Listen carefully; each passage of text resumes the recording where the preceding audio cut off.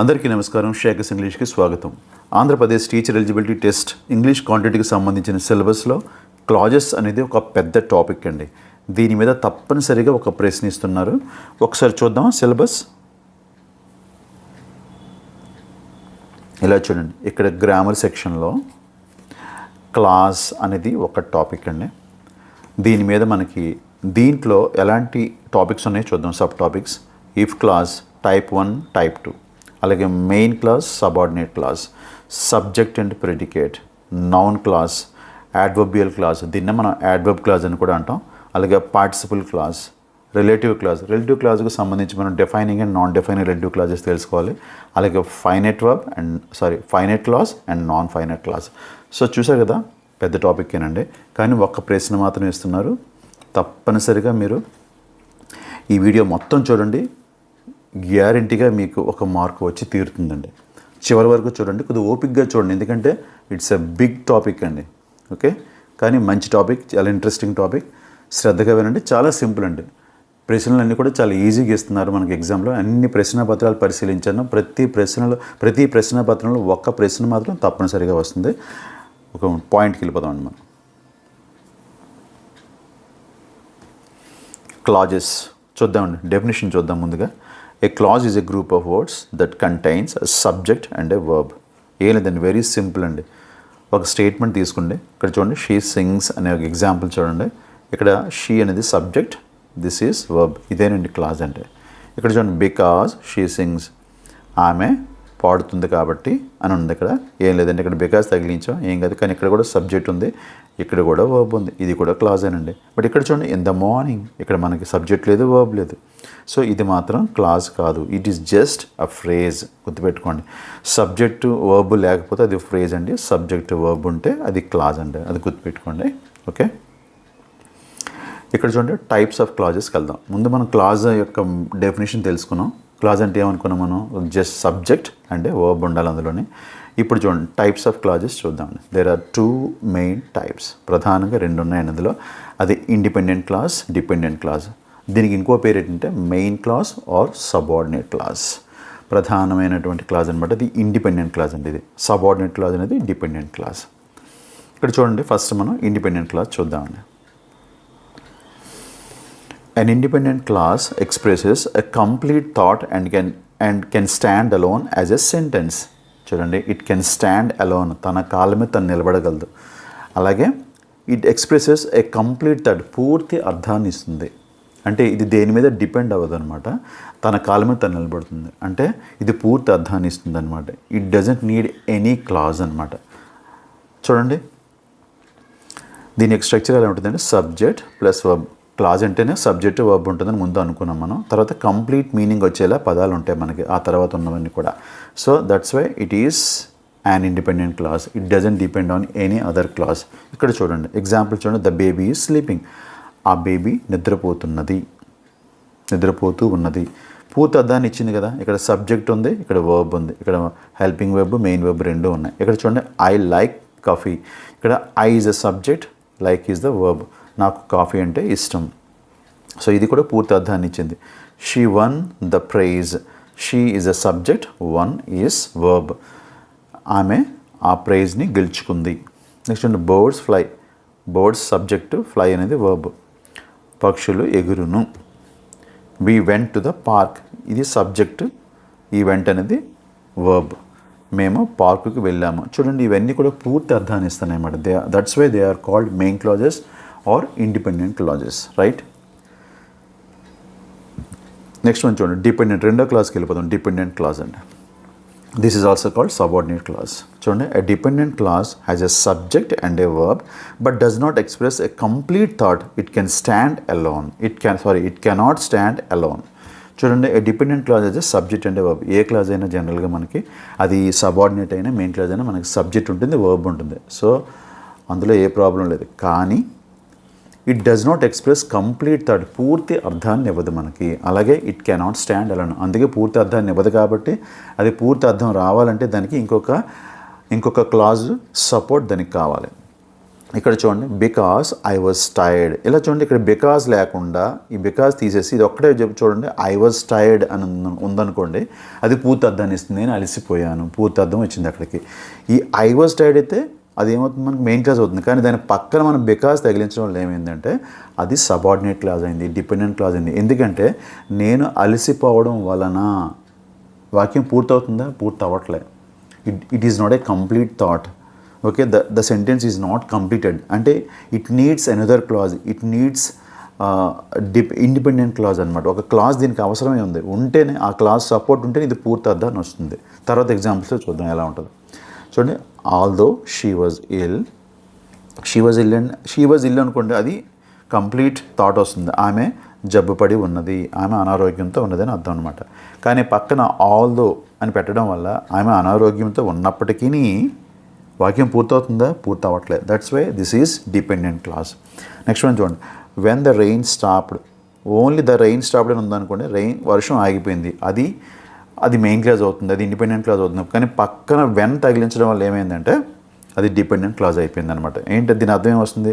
ఆ వర్షం ఆగిపోయినప్పుడు వాక్యం పూర్తి అవ్వట్లేదు. ఇలాగే చూడండి, ఫోర్త్ వన్ చూడండి, ఇఫ్ యూ స్టడీ హార్డ్ అంటే నువ్వు కష్టపడి చదువుతావని అర్థం, వాక్యం పూర్తి అయిపోతుంది. కానీ ఇఫ్ తగిలించడం వల్ల ఏమవుతుందంటే మనకి అది కండిషనల్ క్లాజ్ అండి. ఆ ఇఫ్ తగిలించడం వల్ల ఏమవుతుందంటే వాక్యం పూర్తి అవ్వదు. So this is also subordinate clause అనమాట, dependent clause. If you study hard, నువ్వు కష్టపడి చదివినట్లయితే వాక్యం పూర్తి అవ్వట్లేదు. సో ఇవన్నీ కూడా ఇలా వాక్యం పూర్తవనవన్నీ కూడా మనకి ఏమంటాం, డిపెండెంట్ క్లాజెస్ అంటాం అన్నమాట. సో జనరల్గా మనం ఈ బికాస్, ఆల్దో, వెన్, ఇఫ్ ఇలాంటివన్నీ మనం తగిలించడం వల్ల ఏమవుతుందంటే మనకి ఈ క్లాజెస్, ఈ మెయిన్ క్లాజెస్ ఏమవుతాయి అంటే సబార్డినేట్ క్లాజుల కింద మారిపోతాయి. రైట్, ఇక్కడ చూడండి, these clauses need a main clause to get a complete thought అనమాట. పూర్తి అర్థానికి కావాలనుకుంటే దీనికి సపోర్ట్ కావాలి. ఇక్కడ చూడండి, ఐ స్లెప్ట్, నేను నిద్రపోయాను. Because I was tired. ఇక్కడ చూడండి, బికాస్ ఐ వాజ్ టైర్డ్ అనేది ఏంటిది? Dependent clause or subordinate clause. చూడండి, బికాస్ ఐ వాజ్ టైర్డ్, నేను అలసిపోయిన కారణంగా అని వస్తుందన్నమాట. కానీ ఇక్కడ చూడండి, ఐ స్లెప్ట్, నిద్రపోయాను, నేను అలసిపోవడం వలన, బికాస్ ఐ వాజ్ టైర్డ్, నేను అలసిపోవడం వలన వాక్యం పూర్తి అవ్వట్లేదు. దానికి ఇంకో సపోర్ట్ కావాలి, ఇది మెయిన్ క్లాజ్ సపోర్ట్ కావాలి దానికి. సో మెయిన్ క్లాజ్ ఇక్కడ తగిలించాం మనం, ఐ స్లెప్ట్.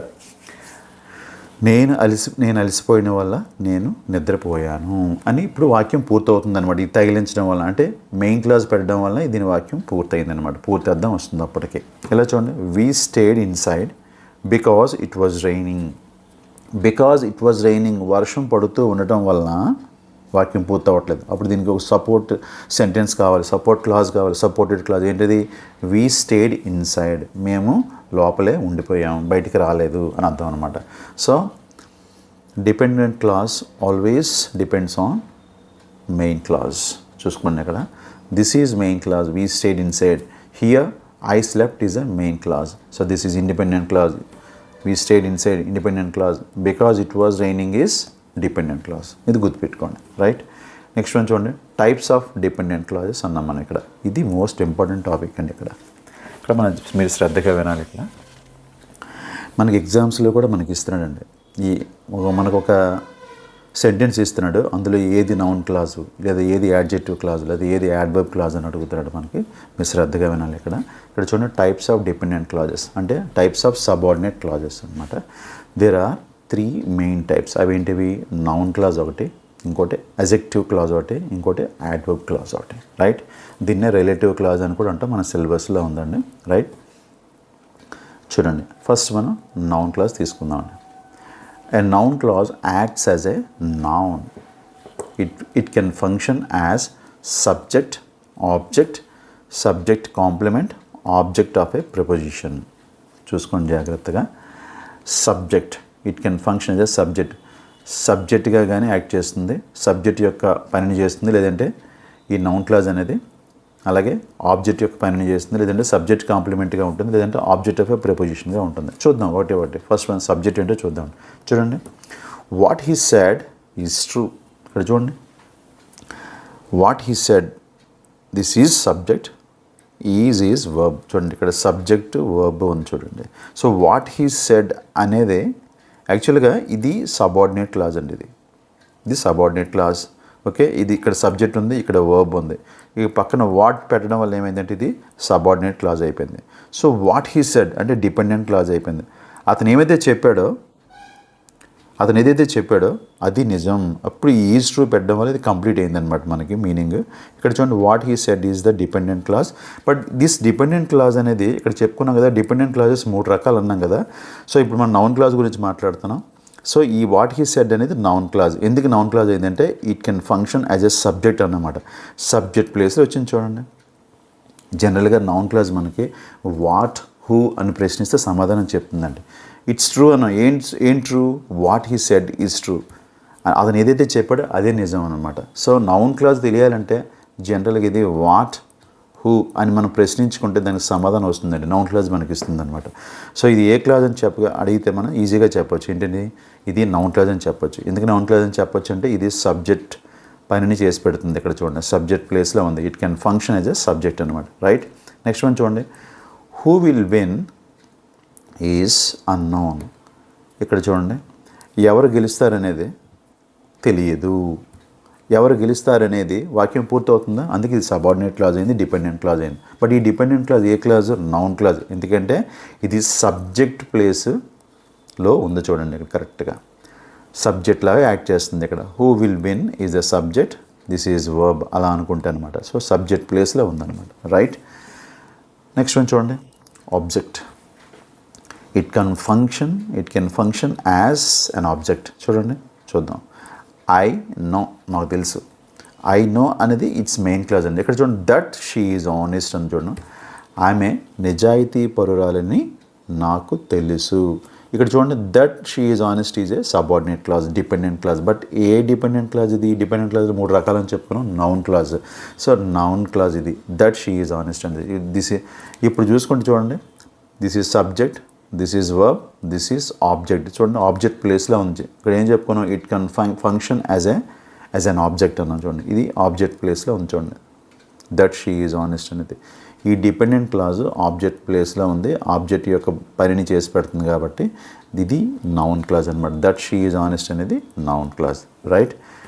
నాకు తెలుసు, ఏం తెలుసు, దట్ షీ ఈజ్ ఆనెస్ట్ అనమాట. చెప్పాను కదా, మనం నౌన్ క్లాజ్ కాదు తెలియంటే వాట్ హూ అని ప్రశ్నించుకుంటే సమాధానం వచ్చేస్తుంది. చూడండి, ఐ నో, నాకు తెలుసు. ఏం తెలుసు, వాట్, ఏం తెలుసు అంటే దట్ షీ ఈజ్ ఆనెస్ట్, ఆమె నిజాయితీ పరురాలని నాకు తెలుసు. నెక్స్ట్ వన్ చూడండి, వీ బిలీవ్, మేము నమ్ముతున్నాం.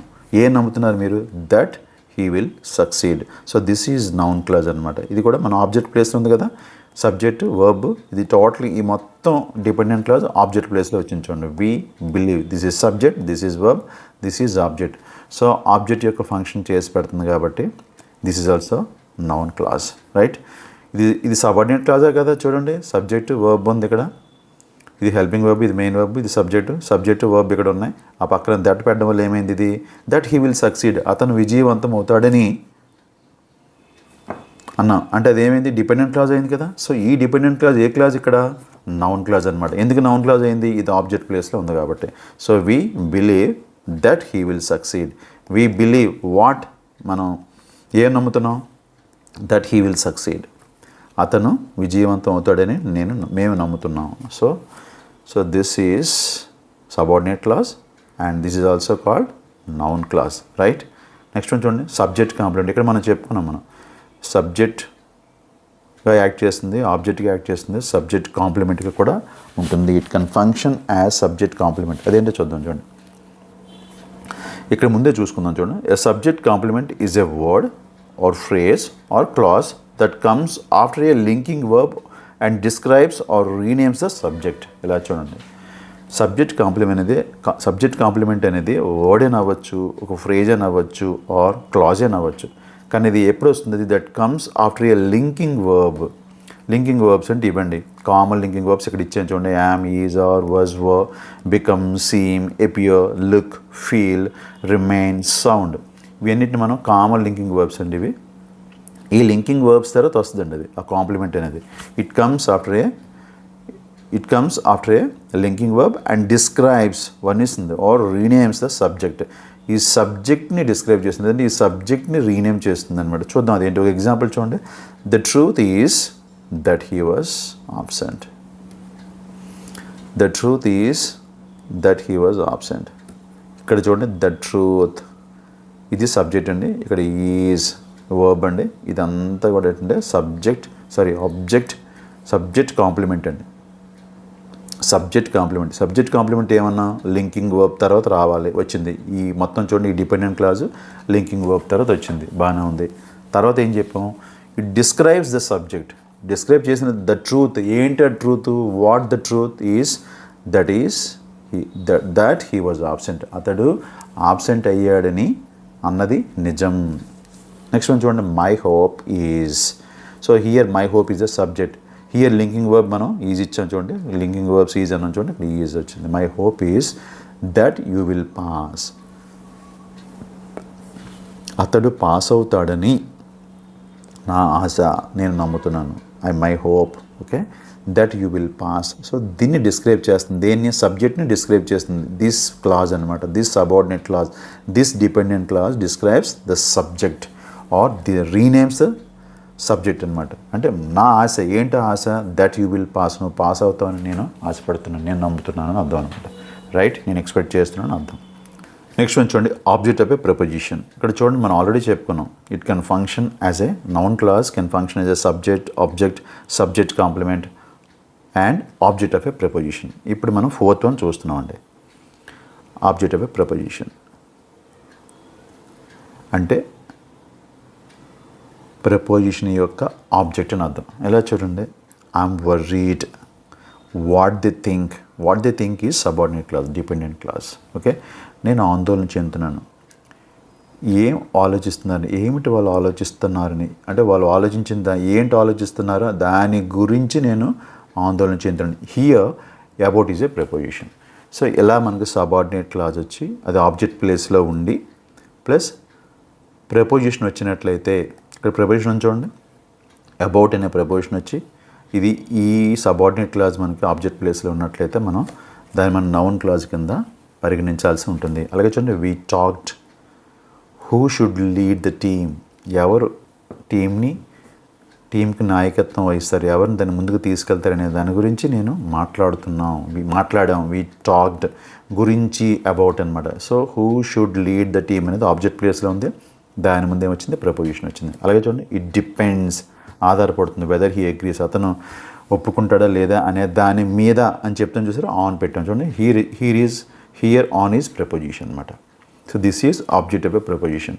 సో ఆబ్జెక్ట్ ప్లేస్లో ఉండి దాని ముందు ప్రపోజిషన్ వచ్చినట్లయితే దీన్ని మనం నౌన్ క్లాజ్ కింద పరిగణించాల్సి ఉంటుంది. సో మొత్తం నౌన్ క్లాజ్ గురించి మొత్తం 4 డీటెయిల్డ్గా నేర్చుకున్నాం మనం. సబ్జెక్ట్ ప్లేస్లో ఉంటుంది, ఒకసారి ఆబ్జెక్ట్ ప్లేస్లో ఉంటుంది, ఒకసారి సబ్జెక్ట్ కాంప్లిమెంట్ ప్లేస్లో ఉంటుంది, లేదంటే ఆబ్జెక్ట్ ఆఫ్ ఏ ప్రపోజిషన్ ఉంటుంది అనమాట. It can function as object of a preposition. So వీటన్నిటిని మనం నౌన్ క్లాజెస్ అంటాం. రైట్, నెక్స్ట్ చూద్దామండి. మొత్తం మనం 3 రకాల క్లాజులు అని చెప్పుకున్నామండి. ఏంటివి, noun clause, adjective clause, adverb clause. Noun clause గురించి మనం డీటెయిల్డ్గా నేర్చుకున్నాం. రైట్, నెక్స్ట్ అజెక్టివ్ క్లాజ్కి వెళ్ళాలి. దానికంటే ముందు ఒక చిన్న చెప్తానండి మీకు, ఇంట్రొడక్టరీ వర్డ్స్ అని ఉంటాయండి ఇవి. అంటే ఇంట్రొడక్టరీ వర్డ్స్ అంటే ఏంటంటే ఇంట్రడ్యూసింగ్ వర్డ్స్ అని కూడా అంటాం వాటిని. Introductory words are words that introduce or begin a clause, especially a subordinate clause, such as a noun clause, adjective clause, adverb clause. ఇది ఏ క్లాజ్ అయినప్పటికీ కూడా మనం జనరల్గా క్లాజ్ ముందు వాడతామండి ఈ వర్డ్స్ని. అవి ఏంటో చూడండి ఒకసారి, దట్ అవ్వచ్చు, వాట్ అవ్వచ్చు, who, whom, whose, which, whether, if, why, how, where, when, ఇవన్నీ కూడా ఇంట్రొడక్టరీ వర్డ్స్ అండి. జనరల్గా మనం సబార్డినేట్ క్లాజ్, అదే డిపెండెంట్ క్లాజ్ తయారు చేయడానికి ముందు ఇవన్నీ మనం తగిలిస్తామని చెప్పాము చూసారా ఇందాక, బికాజ్ ఇలాంటివి ఉన్నాయి. ఏవైనప్పటికీ ఇవన్నీ కామన్ ఇంట్రొడక్టరీ వర్డ్స్ అండి. సో ఇవి మనం ముందు వాడుతూ ఉంటాం, వీటి వల్ల మనకి ఏమవుతాయంటే అవి సబార్డినేట్ క్లాజులుగా మారుతాయి అనమాట. రైట్, చూడండి సెకండ్ వన్ నౌన్ క్లాజ్ అయిపోయింది, ఇప్పుడు adjective clause. So adjective clause is also called relative clause. Right, an adjective clause modifies a noun or pronoun. It usually begins with a relative pronoun or relative adverb. Okay, ఇది ఏం చేస్తుంది, జనరల్గా adjective మీకు తెలిసే విశేషణం, ఇది నామవాచకాన్ని కానీ సర్వనామం కానీ జనరల్గా ఏం చేస్తాయి, మోడిఫై చేస్తాయి. ఇవి జనరల్గా ఇలా మోడిఫై చేయడం, డిస్క్రైబ్ చేయడం అనమాట, ఇంకా వివరంగా చెప్పడం అనమాట అర్థం. So adjective class. సో దాన్ని మనం అజెక్టివ్ అంటాం. ఇక్కడ అజెక్టివ్ క్లాజ్ కూడా అంతే, it modifies a noun are pronoun. జనరల్గా ఇది దేంతో బిగిన్ అవుతుందంటే రిలేటివ్ ప్రొనౌన్తో కానీ రిలేటివ్ యాడ్వర్బ్తో కానీ బిగిన్ అవుతుంది. చూద్దాం రిలేటివ్ ప్రొనౌన్స్ ఏంటి. జనరల్గా who, whom, whose, which, that, వీటిని మనం రిలేటివ్ ప్రొనౌన్స్ అంటాం. రిలేటివ్ యాడ్వర్బ్స్ ఏంటంటే వేర్, వెన్, వై, ఇవి రిలేటివ్ యాడ్వర్బ్స్ అనమాట. సో వీటితో బిగిన్ అయినప్పుడు అవి ఎలా ఉంటాయి చూద్దాం ఆ క్లాజెస్. ఓకే, ఇక్కడ చూడండి. The boy who won the race is my friend. ఇక్కడ జాగ్రత్తగా చూడండి. The boy is my friend. ఇక్కడ చూడండి. The boy is my friend. This is main clause అండి. This is independent clause. The boy is my friend. ఆ అబ్బాయి నా స్నేహితుడు. కానీ ఈ బాయ్ని ఈ క్లాజ్ ద్వారా మనం డిస్క్రైబ్ చేస్తున్నాం. చూడండి. Who won the race. A boy, అక్కడ చాలామంది అబ్బాయిలు ఉన్నారు, ఆ అబ్బాయి అన్నాం మనం, ఆ బాయ్ అన్నాం. కానీ ఆ అబ్బాయి నా స్నేహితుడు అన్నాం. బట్ ఏ అబ్బాయి, అక్కడ చాలామంది ఉన్నారు. So who won the race, ఎవరైతే పందాన్ని గెలిచారో ఆ అబ్బాయి నా స్నేహితుడు అని చెప్తున్నాం. చూసారా. సో ద బాయ్ని మనం ఏం చేస్తున్నాం, మనం డిస్క్రైబ్ చేస్తున్నాం ఈ సబార్డినేట్ క్లాస్తో, ఈ డిపెండెంట్ క్లాస్తో. సో నౌన్ని మనం డిస్క్రైబ్ చేసాం కాబట్టి this is adjective clause, right. ఇలా చూడండి. The book that I bought is interesting. ఆ బుక్ చాలా ఆసక్తికరంగా ఉంది. ఇక్కడ చూడండి. ఏది main clause. The book is interesting. ఆ బుక్ చాలా ఇంట్రెస్టింగ్ ఉంది. But A book. That I bought, నేను కొన్న ఆ పుస్తకం చాలా ఆసక్తికరంగా ఉందని చెప్తాను అనమాట. సో ఇక్కడ దట్ ఐ బాట్ అనే సబార్డినేట్ క్లాస్ ద బుక్ని, ద బుక్ అంటే ఇక్కడ నౌన్, దీన్ని డిస్క్రైబ్ చేసింది, మోడిఫై చేసింది కాబట్టి this one is adjective clause, right. చూడండి. The girl whose father is a doctor lives near by. ఇక్కడ మెయిన్ క్లాస్ ఏంటి. The girl lives near by. ఆ అమ్మాయి ఇక్కడ దగ్గరలో నివసిస్తున్నది. ఏ అమ్మాయి మరి. ఆ అమ్మాయి అంటే whose father is a doctor. ఆ అమ్మాయిలో ఎవరి ఫాదర్ అయితే డాక్టరో ఆ అమ్మాయే ఇక్కడ దగ్గరలో నివసిస్తుందని అర్థం అనమాట. ఇక్కడ ద గర్ల్ గురించి ఇది డీటెయిల్డ్గా చెప్పింది మనకి. ఇది డిస్క్రైబ్ చేసింది, మోడిఫై చేసింది the girl. That's why whose father is a doctor అనేది ఏమవుతుంది, అది అజెక్టివ్ క్లాజ్ అవుతుంది. నెక్స్ట్ చూడండి. The house where I was born is old. The house is old అనేది ఏమవుతుంది, మెయిన్ క్లాజ్ అవుతుంది, ఇండిపెండెంట్ క్లాజ్ అవుతుంది. వేర్ ఐ వాజ్ బోర్న్, నేను ఎక్కడైతే పుట్టానో అనేది ఏమవుతుంది, అది డిపెండెంట్ క్లాజ్ అవుతుంది. బట్ ఈ డిపెండెంట్ క్లాజ్ ఏ క్లాజ్ ఇది నౌన్ క్లాజా, అజెక్టివ్ క్లాజా, యాడ్వర్బ్ క్లాజా అనేది మనకు డౌట్ వస్తుంది జనరల్గా మనం క్వశ్చన్స్ చేసేటప్పుడు. ఇక్కడ చూడండి. The house where I was born, నేను ఎక్కడైతే పుట్టానో ఆ ఇల్లు అనమాట. ద హౌస్ అంటే అక్కడ చాలా ఇల్లు ఉన్నాయి. బట్ ఏ ఇల్లు, నేను పుట్టిన ఇల్లు అని చెప్పడం అనమాట. నేను పుట్టిన ఇల్లు చాలా పురాతనమైనది అని చెప్పడం అనమాట. సో ఇక్కడ ద హౌస్ అనే దాన్ని వేర్ ఐ వాజ్ బోర్న్ అనేది మోడిఫై చేసింది కాబట్టి ఇదేమవుతుంది, అజెక్టివ్ క్లాజ్ అయిందనమాట. So I remember the day when we first met. ఇక్కడ చూడండి. I remember the day. ఇక్కడ ద డే అనేది నౌన్ అండి. దీన్ని మాడిఫై చేస్తుంది చూడండి. ఈ సబార్డినేట్ క్లాజ్ మాడిఫై చేస్తుంది. వెన్ వీ ఫస్ట్ మెట్, మనం మొట్టమొదటిసారి కలిసిన రోజు. వెన్ వీ ఫస్ట్ మెట్, నాకు గుర్తుంది. So I remember the day అనేది మెయిన్ క్లాజ్ అండి. వెన్ వీ ఫస్ట్ మెట్ అనేది subordinate clause. But this subordinate clause is which clause, ఏ క్లాజ్ ఇది, అజెక్టివ్ క్లాజ్. ఎందుకంటే ద డే అనే నౌన్ని ఇది ఏం చేసింది, డిస్క్రైబ్ చేసింది, మోడిఫై చేసింది కాబట్టి. నెక్స్ట్ వన్ చూడండి. This is the reason why he resigned. This is subject, is verb, the reason object. This is the reason అని చూడండి. ఇక్కడ the reason, this is also noun, దీన్ని మోడిఫై చేస్తుంది. వై హీ రిజైన్డ్, ఎందుకు resign చేశాడు అనేది reason, ఆ కారణం చెప్తుంది. Why he resigned reason, but why he resigned ఈ కారణం చెప్పింది ఇక్కడ. అంటే రీజన్ ఇక్కడ ఇది మోడిఫై చేస్తుంది అనమాట. So this is also adjective clause. Why he resigned అనేది adjective clause, right. Next one చూడండి. నౌన్ క్లాజ్ అయిపోయింది, అజెక్టివ్ క్లాజ్ అయిపోయింది. Third one adverb clause. ఇక్కడ చూడండి. An adverb clause modifies a verb, an adjective or another adverb. జనరల్గా adverb అనేది ఒక వర్బ్ని కానీ ఒక ఎజెక్టివ్ని కానీ ఇంకొక యాడ్వర్బ్ని కానీ మోడిఫై చేస్తుందండి. అది మనకు తెలిసిందే, పార్ట్స్ ఆఫ్ స్పీచ్లో జనరల్గా నేర్చుకుంటాం. అలాగే ఇక్కడ కూడా అంతేనండి. యాడ్వర్బ్ క్లాజ్ కూడా అంతే. ఒక వర్బ్ని కానీ ఒక ఎజెక్టివ్ని కానీ ఇంకొక యాడ్వర్బ్ని మోడిఫై చేసిన క్లాజ్ని మనం ఏమంటామంటే యాడ్వర్బ్ క్లాజ్ అంటాం. ఇట్ ఆన్సర్స్ క్వశ్చన్స్ లైక్, ఇది యాడ్వర్బ్ క్లాజ్ ఎప్పుడు కూడా కొన్నిటికి సమాధానం చెప్పుద్దండి. వెన్ అని అడిగితే మన సమాధానం చెప్పుద్ది. ఇది ఎప్పుడు, ఎక్కడ, ఎందుకు, ఎలా, ఏ కండిషన్ కింద, అలాగే ఎంతవరకు, టు వాట్ ఎక్స్టెంట్ అని మనం ప్రశ్నించామనుకోండి, సమాధానం చెప్పే క్లాజ్ యాడ్వర్బ్ క్లాజ్ అనమాట. ఇక్కడ చూడండి కొన్ని ఎగ్జాంపుల్స్ చూద్దాం. టైప్స్ ఆఫ్ యాడ్వర్బ్ క్లాజెస్ చాలా ఎక్కువ ఉంటాయండి. యాడ్వర్బ్ క్లాజెస్ సింపుల్గా ఉంటుంది కానీ ఎక్కువ ఉంటాయి అనమాట. ఈ యాడ్వర్బ్ క్లాజ్ మనం టైమింగ్ చెప్పొద్దు. ఇక్కడ వెన్ అని అడిగామనుకోండి, మన టైమే కదా, ఎప్పుడు అంటే ఆ టైం తెలియాలి మనకి. ఓకే, టైం కంజంక్షన్స్ ఏంటి జనరల్గా? When, while, before, after, until, since, as soon as. ఇవన్నీ ఏంటంటే టైం కంజంక్షన్స్ అన్నమాట. టైంని తెలియజేసే కంజంక్షన్స్ ఇవన్నీ కూడా. జనరల్గా మనం ఒక సబ్జెక్ట్ వర్బ్ ఉన్న క్లాజ్ ముందు మనం ఏం చేస్తామంటే ఇవి పెట్టడం వల్ల ఏమవుతుందంటే సబార్డినేట్ క్లాజ్ అవుతాయి. బట్ ఇవి ఏ క్లాజ్ అవుతాయి? యాడ్వర్బ్ క్లాజ్ అవుతాయి. చూడండి ఒకసారి. కాల్ మీ అన్నాను చూడండి. కాల్ మీ, నాకు కాల్ చేయి, ఇది ఏమైంది? Main clause. When you arrive అనేది ఏమవుతుంది? సబార్డినేట్ క్లాజ్ అవుతుంది. When you arrive subordinate clause. ఈ సబార్డినేట్ క్లాజ్ ఏ క్లాజ్ అంటే మనం యాడ్వర్బ్ క్లాజ్ అని చెప్పాలి. ఎందుకంటే ఇది టైం తెలియజేస్తుంది. చూడండి, కాల్ మీ, కాల్ చేయి అంటే వర్బ్ని మాడిఫై చేస్తుంది. కాల్ చేయి, ఎప్పుడు కాల్ చేయాలి? వెన్ యూ అరైవ్, నువ్వు వచ్చినప్పుడు కాల్ చేయి, నువ్వు చేరుకున్నప్పుడు కాల్ చేయని చెప్తుంది. అంటే కాల్ని ఇక్కడ వర్బ్ని మాడిఫై చేస్తుంది కాబట్టి ఇది ఏమవుతుంది? యాడ్వర్బ్ క్లాజ్ అవుతుంది. రైట్.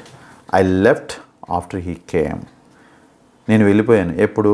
ఆఫ్టర్ హీ కేమ్, అతను వచ్చిన తర్వాత. వాక్యం పూర్తవుతుందా? చూడండి, ఆఫ్టర్ హీ కేమ్, అతను వచ్చిన తర్వాత వాక్యం పూర్తవుతుంది. అందుకే ఇది సబార్డినేట్ క్లాజ్ అయింది. ఐ లెఫ్ట్, నేను వెళ్ళిపోయాను, వాక్యం పూర్తయిపోతుంది. నేను వెళ్ళిపోయాను అనగానే అది main clause, independent clause. But after he came అనేది సబార్డినేట్ క్లాజ్. బట్ ఈ సబార్డినేట్ క్లాజ్ ఏ క్లాజ్ ఇది? నౌన్ క్లాజా, అడ్జెక్టివ్ క్లాజా, యాడ్వర్బ్ క్లాజా? ఇది చూడండి. I left after he came.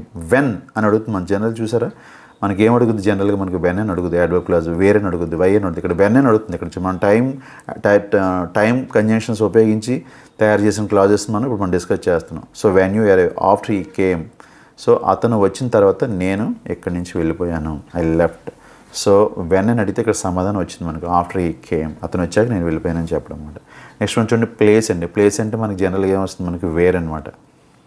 ఎక్కడ అని చెప్పొద్దు. చూడండి, where, wherever. Right. Place conjunctions ఉపయోగించి కూడా మనకి యాడ్వర్బ్ క్లాజెస్ ఉంటాయి. సిట్, కూర్చో, అది కూడా మెయిన్ క్లాజ్ అండి. సిట్ అనేది కూడా మెయిన్ క్లాజ్. ఎందుకంటే మీ సబ్జెక్ట్ లేదని అనుకోవచ్చు, ఉందండి, అది హిడెన్గా ఉంటుంది. యూజ్ సిట్ అని అర్థం. You is the subject, SIT is the verb అనమాట. కానీ మనం యూ అనేది మనం బయటికి ఉపయోగించాం, మనం బయటికి మనం ఎక్స్ప్రెస్ చేయం ఆర్డర్స్లో. సిట్, కూర్చో, వేర్ యూ లైక్, సజెషన్ కానీ లేదంటే ఆర్డర్ కానీ అవ్వచ్చు. సిట్, కూర్చో, వేర్ యూ లైక్, నీకు ఎక్కడ ఇష్టమైతే అక్కడ కూర్చో. సో ఇక్కడ చూడండి, యూ లైక్ ఇక్కడ సబ్జెక్ట్, ఇది వర్బ్. పక్కన ఏం తగిలించాం మనం? కంజంక్షన్ వేర్ తగిలించాం ఇక్కడ. సో ఈ వేర్ తగిలించడం వల్ల నీకు ఎక్కడ ఇష్టమైతే అక్కడ అని చెప్పడం. వేర్ యూ లైక్, నీకు ఎక్కడ ఇష్టమైతే అక్కడ కూర్చో అని చెప్పడం. సిట్ అంటే ఇది ఏమవుతుంది మనకి? ఇది డిపెండెంట్ క్లాజ్ అవుతుంది. మరి ఈ డిపెండెంట్ క్లాజ్ ఏ క్లాజ్? ఇది యాడ్వర్బ్ క్లాజ్. ఎందుకంటే వేరే అని క్వశ్చన్ చేస్తే మనకు సమాధానం వస్తుంది అనమాట. సిట్, ఎక్కడ కూర్చోవాలి? Where you like. Right. Next one చూడండి, follow me. This is also main clause, this is subordinate clause. Wherever I go, నేను ఎక్కడికి వెళ్తే ఎక్కడికి ఫాలో అవ్వాలి?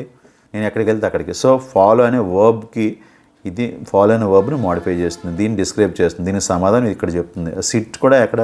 సిట్ అంటే ఎక్కడ కూర్చోవాలి? Where you like. సో ఈ వర్బ్ని ఇది మోడిఫై చేస్తుంది కాబట్టి, వర్బ్ని మోడిఫై చేసేది యాడ్వర్బ్ కాబట్టి, so this clause is adverbial clause, this is also adverb clause. Right. Next one చూడండి, రీజన్ కూడా చెప్తుందండి ఈ యాడ్వర్బ్ క్లాజ్. రీజన్ చెప్పేటప్పుడు మనం జనరల్గా ఏ కంజంక్షన్ వాడతాం? Because, since, as. ఇక్కడ చూడండి, వీ స్టేడ్ హోమ్, మేము ఇంట్లోనే ఉండిపోయాం. This is main clause.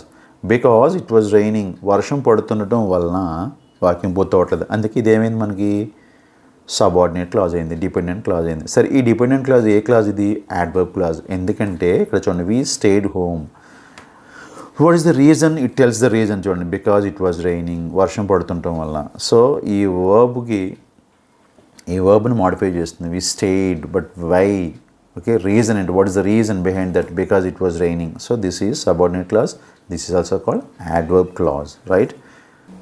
Next one since, సిన్స్ he was ill he missed the class.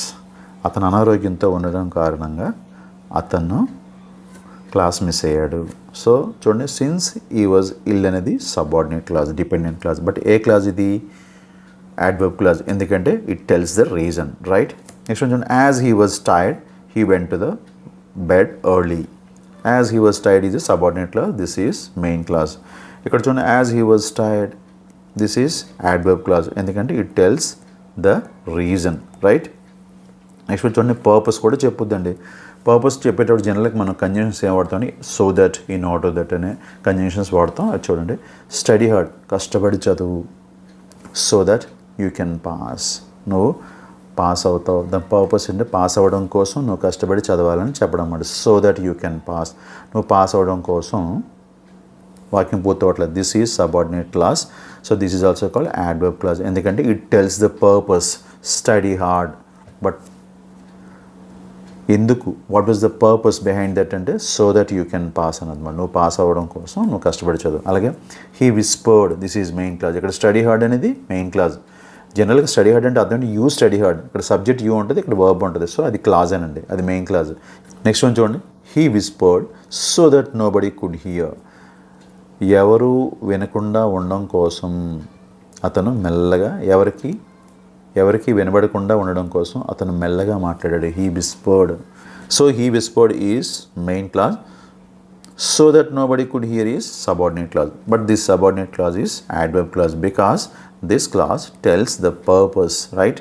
Next one చూడండి, the teacher repeated the lesson, this is main clause, in order that everyone could understand it. ప్రతి ఒక్కరూ అర్థమయ్యేలా చేయడం కోసం, ప్రతి ఒక్కరికి అర్థమయ్యేలా చేయడం కోసం అతను ఏం చేశారు, టీచరు లెసన్ని రిపీట్ చేశారు, మరలా చెప్పారు అని అర్థం అనమాట. So the teacher repeat the lesson is main clause, the remaining part is subordinate clause. So this subordinate clause is also called adverb clause because it tells the purpose, right. Next one చూడండి, result ఫలితాన్ని ఇస్తుందండి. Conjunction చూడండి, result conjunction that is so that, such, that. చూడండి, he was so tired that he slept immediately. ఇక్కడ చూడండి, ఇక్కడ వచ్చింది so, ఇక్కడ దట్ వచ్చింది. చూడండి, దీన్ని ఎలా వాడతాం, సో దట్ని ఎలా వాడతాం. అతను చాలా అలసిపోయారు, దట్ హీ స్లెప్ట్ ఇమీడియట్లీ. ఫలితంగా ఏమైందండి, అతను నిద్రపోయారు వెంటనే. అలాగే ఫలితాన్ని తీస్తుంది అనమాట. He was so tired that he slept immediately. That he slept immediately అనేది ఏంటిది, subordinate clause and it is also called adverb clause. Subordinate clause ఏ క్లాస్ ఇది, యాడ్వర్బ్ క్లాస్. ఎందుకంటే it tells the result. Okay, it was such a hot day that everyone stayed indoors. ఇది ఎంత హాట్గా ఉందంటే అందరూ కూడా ఇంట్లోనే ఉండిపోయారండి. That everyone stay indoors. It was such a hot day, అంత వేడైన రోజు అనమాట, అంత వేడిగా ఉంది ఆ రోజు అనమాట. సచ్ దట్ ఇలా వాడతాం మనం. It was such a hot day that everyone stayed indoors. That everyone stayed indoors is subordinate class and it is also called adverb class because it tells the result, right. Condition conjunctions అని చూడండి, if కానీ, unless కానీ, provided that కానీ, as long as అని, ఇవి conditions తెలియజేస్తాయి. ఈ నాలుగు కూడా అవి చూడండి. If you study you will pass, you will pass is the main class, this is subordinate clause. But this subordinate clause is adverb class, గుర్తుపెట్టుకోండి. ఎందుకంటే ఇట్ టెల్స్ ద కండిషన్. నువ్వు కష్టపడి చదివితే నువ్వు పాస్ అవుతావు అని చెప్పడం అనమాట. So this subordinate clause is adverb clause because it tells the condition. Next one చూడండి, unless you hurry you will miss the bus, you will miss the train. నువ్వు తొందర పడకపోతే తప్పనిసరిగా తొందర పడకపోతే ఏమవుతావు, నువ్వు తప్పనిసరిగా ట్రైన్ మిస్ అవుతావు అని చెప్పడం అన్నమాట. అన్లెస్ యూ హరీ, నువ్వు తొందరగా వెళ్ళాలి, లేదంటే you will miss the train అనమాట. సో అన్లెస్ అనే పదం ఉపయోగించి ఈ కండిషన్ తెలియజేస్తుంది అన్నమాట ఇక్కడ, ఈ అన్లెస్ వలన. నెక్స్ట్ కండిషన్ ఏంటి, provided that you can borrow my car provided that you drive carefully. You can borrow my car is main clause అండి. Provided that you drive carefully is subordinate clause. You can borrow my car, నువ్వు నా car తీసుకోవచ్చు. Provided that condition ఏంటి, you drive carefully, నువ్వు జాగ్రత్తగా drive చేస్తేనే నువ్వు నా కార్ని తీసుకెళ్ళచ్చు అని అర్థం అన్నమాట. So this is the condition. So as this subordinate class tells the condition, so this is called adverb class. Next one చూడండి, యూ కెన్ స్టే హియర్, ఇక్కడ నువ్వు ఉండొచ్చు. What is the condition, as long as you obey the rules. ఇక్కడ ఉన్న నిబంధనలు అనేవి నువ్వు obey చేసినంత కాలం నువ్వు ఇక్కడ ఉండొచ్చు. You can stay here is main class, as long as you obey the rules is subordinate class. But this subordinate clause is adverb clause because it tells the condition, right. Next one చూడండి, contrast conjunctions అనమాట. అది భేదాన్ని తెలియపరుస్తాయండి. చూడండి, contrast అనమాట మొదటిది ఒకలా ఉంటుంది, నెక్స్ట్ది ఇంకోలా ఉంటుంది. చూడండి కాంట్రాస్ట్ క్లియర్గా మనకు కనబడుతుంది. దీనికి ఆల్దో, దో, ఈవెన్ దో వాడతారండి. ఆల్దో హీ వాజ్ రిచ్, ఆయన ధనవంతుడు అయినప్పటికీ హీ వాజ్ అన్హ్యాపీ. చూడండి అది దట్ ఈస్ ద కాంట్రాస్ట్ అనమాట. జనరల్గా ధనవంతులైతే ఏమనుకుంటాం మనం, ఆనందంగా ఉంటారని అనుకుంటాం. కానీ ఇక్కడ చూడండి కాంట్రాస్ట్ చూపిస్తుంది. మనం ఆల్ దో పెట్టేటప్పటికి మనకి కరెక్ట్గా మనకు కాంట్రాస్ట్ వస్తుంది అనమాట. Although he was rich, he was unhappy. Okay, although he was rich is subordinate clause అండి. He was unhappy is main clause. కానీ ఈ సబార్డినేట్ క్లాజ్ మరి ఏ క్లాజ్ అంటే యాడ్వర్బ్ క్లాజ్ అని చెప్పాలి, ఎందుకంటే it tells the contrast. Okay, అలాగే చూడండి though she was tired she continued working. ఆమె అలసిపోయినప్పటికీ షీ కంటిన్యూడ్ వర్కింగ్, పనిచేస్తూనే ఉంది ఆమె, కంటిన్యూస్గా పనిచేస్తూనే ఉంది. దో she was tired is subordinate clause and this is adverb clause because it tells the contrast.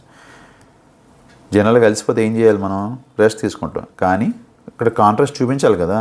Though she was tired, okay, ఆమె అలసిపోయినప్పటికీ ఆమె ఏం చేస్తుంది, వర్క్ చేస్తూనే ఉంది, కంటిన్యూ చేస్తుంది వర్క్ని.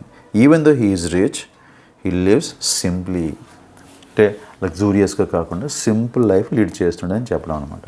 సో ఇక్కడ కాంట్రాస్ట్ వచ్చింది ఈవెన్ దో వాడడం వల్ల, ఇక్కడ దో వాడటం వల్ల, ఇక్కడ ఆల్ దో వాడడం వల్ల మనకి ఈ క్లాజెస్ మనకి కాంట్రాస్ట్ని తెలియజేస్తున్నాయి. కాబట్టి ఈ సబార్డినేట్ క్లాజులు ఏమవుతాయి, మనకి యాడ్వర్బ్ క్లాజెస్ అవుతాయి. గుర్తుపెట్టుకోండి, మనకి నౌన్ క్లాజా, ఎజెక్టివ్ క్లాజా, యాడ్వర్బ్ క్లాజ్ అని అడుగుతున్నాడు మనకి ఎగ్జామ్స్లో, రైట్. నెక్స్ట్ వన్ చూడండి, కంపారిజన్ తెలియజేసే కంజంక్షన్స్ ఏంటో చూద్దాం. Than, as, he runs faster than I do, this is subordinate clause. He runs faster is main clause, అతడు వేగంగా పరిగెడతాడు. దాన్ ఐ డూ, నాకంటే కూడా అనమాట. సో ఇలా కంపారిజన్ చేసేటప్పుడు కూడా మనకి ఏం చేస్తామంటే దాన్ని మనం యాడ్జెక్టివ్ క్లాజ్గా గుర్తించుకోవాలి, యాడ్వర్బ్ క్లాజ్గా మనం గుర్తుపెట్టుకోవాలి. She sings as beautiful as her sister does, ఆమె పాడుతుంది, ఎంత బాగా పాడుతుందంటే ఆమె అలా సిస్టర్ ఎంత బాగా పాడుతుందో అంత బాగా పాడుతుంది అని చెప్పడం అనమాట. అలా కంపారిజన్ ఇక్కడ కనిపిస్తుంది చూడండి. ఓకే, ఆ కంపారిజన్ చెప్పేటప్పుడు కూడా మనం ఆ సబార్డినేట్ క్లాజ్ మనం ఏమనుకోవాలంటే మనం యాడ్జెక్టివ్ క్లాజ్ కింద మనం గుర్తించుకోవాలి. నెక్స్ట్ చూడండి, మేనర్ కంజంక్షన్స్ చూద్దాం. As if, as though. Manner అంటే ఆ విధానం అన్నమాట, విధానం తెలియజేస్తుంది. డూ, చెయ్యి, ఎలా చేయి, యాజ్ ఐ సే. ఇక్కడ as I say subordinate clause అండి. ఈ యాజ్ ఐ సే అనేదాన్ని మనం అదే క్లాజ్ అది యాడ్వర్బ్ క్లాజ్ కింద మనం పరిగణించాలి, ఎందుకంటే it tells the manner. Do ఎలా చేయాలి, ఏ విధంగా, మేనర్ అనమాట. ఇట్ టెల్స్ ద మేనర్, నేను చెప్పినట్టుగా చేయి, do as I say. Next చూడండి, he talks as if he knows everything, అతను మాట్లాడతాడండి. This is the main clause. ఇక్కడ డూ అనేది మెయిన్ క్లాజ్ అండి, చెప్పాను కదా. ఇక్కడ డూ అంటే చెయ్యి అంటే యూ డూ అని అర్థం. You is a subject, do is verb, but you is hidden, అది మనకు కనబడదు. ఎక్కడ చూడండి, హీ టాక్స్, ఇక్కడ అన్ని ఇక్కడ క్లియర్ కనబడుతుంది, అతను మాట్లాడతాడు. హీ టాక్స్, ఇది కంప్లీట్ సెంటెన్స్ అండి, కంప్లీట్ థాట్ ఇచ్చే క్లాజ్ అండి, ఇది main clause. But this is subordinate clause. As if he knows everything, అతను మాట్లాడతాడు. ఎలా మాట్లాడతాడంటే అతనికి అన్నీ తెలిసినట్టు మాట్లాడతాడు అనమాట. యాజ్ ఇఫ్ అంటే వలే అని అర్థం అనమాట.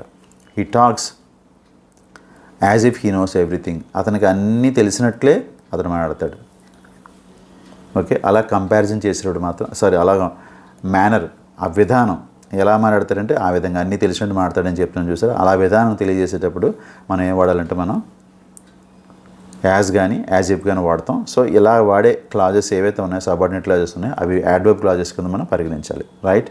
నెక్స్ట్ వన్ చూడండి, సింపుల్గా గుర్తుపెట్టుకుంటే నౌన్ క్లాజ్ అనుకోండి, వాట్, హూ అని ప్రశ్నిస్తే మనకి సమాధానం వస్తుందండి. అదే నౌన్ క్లాజ్ అండి.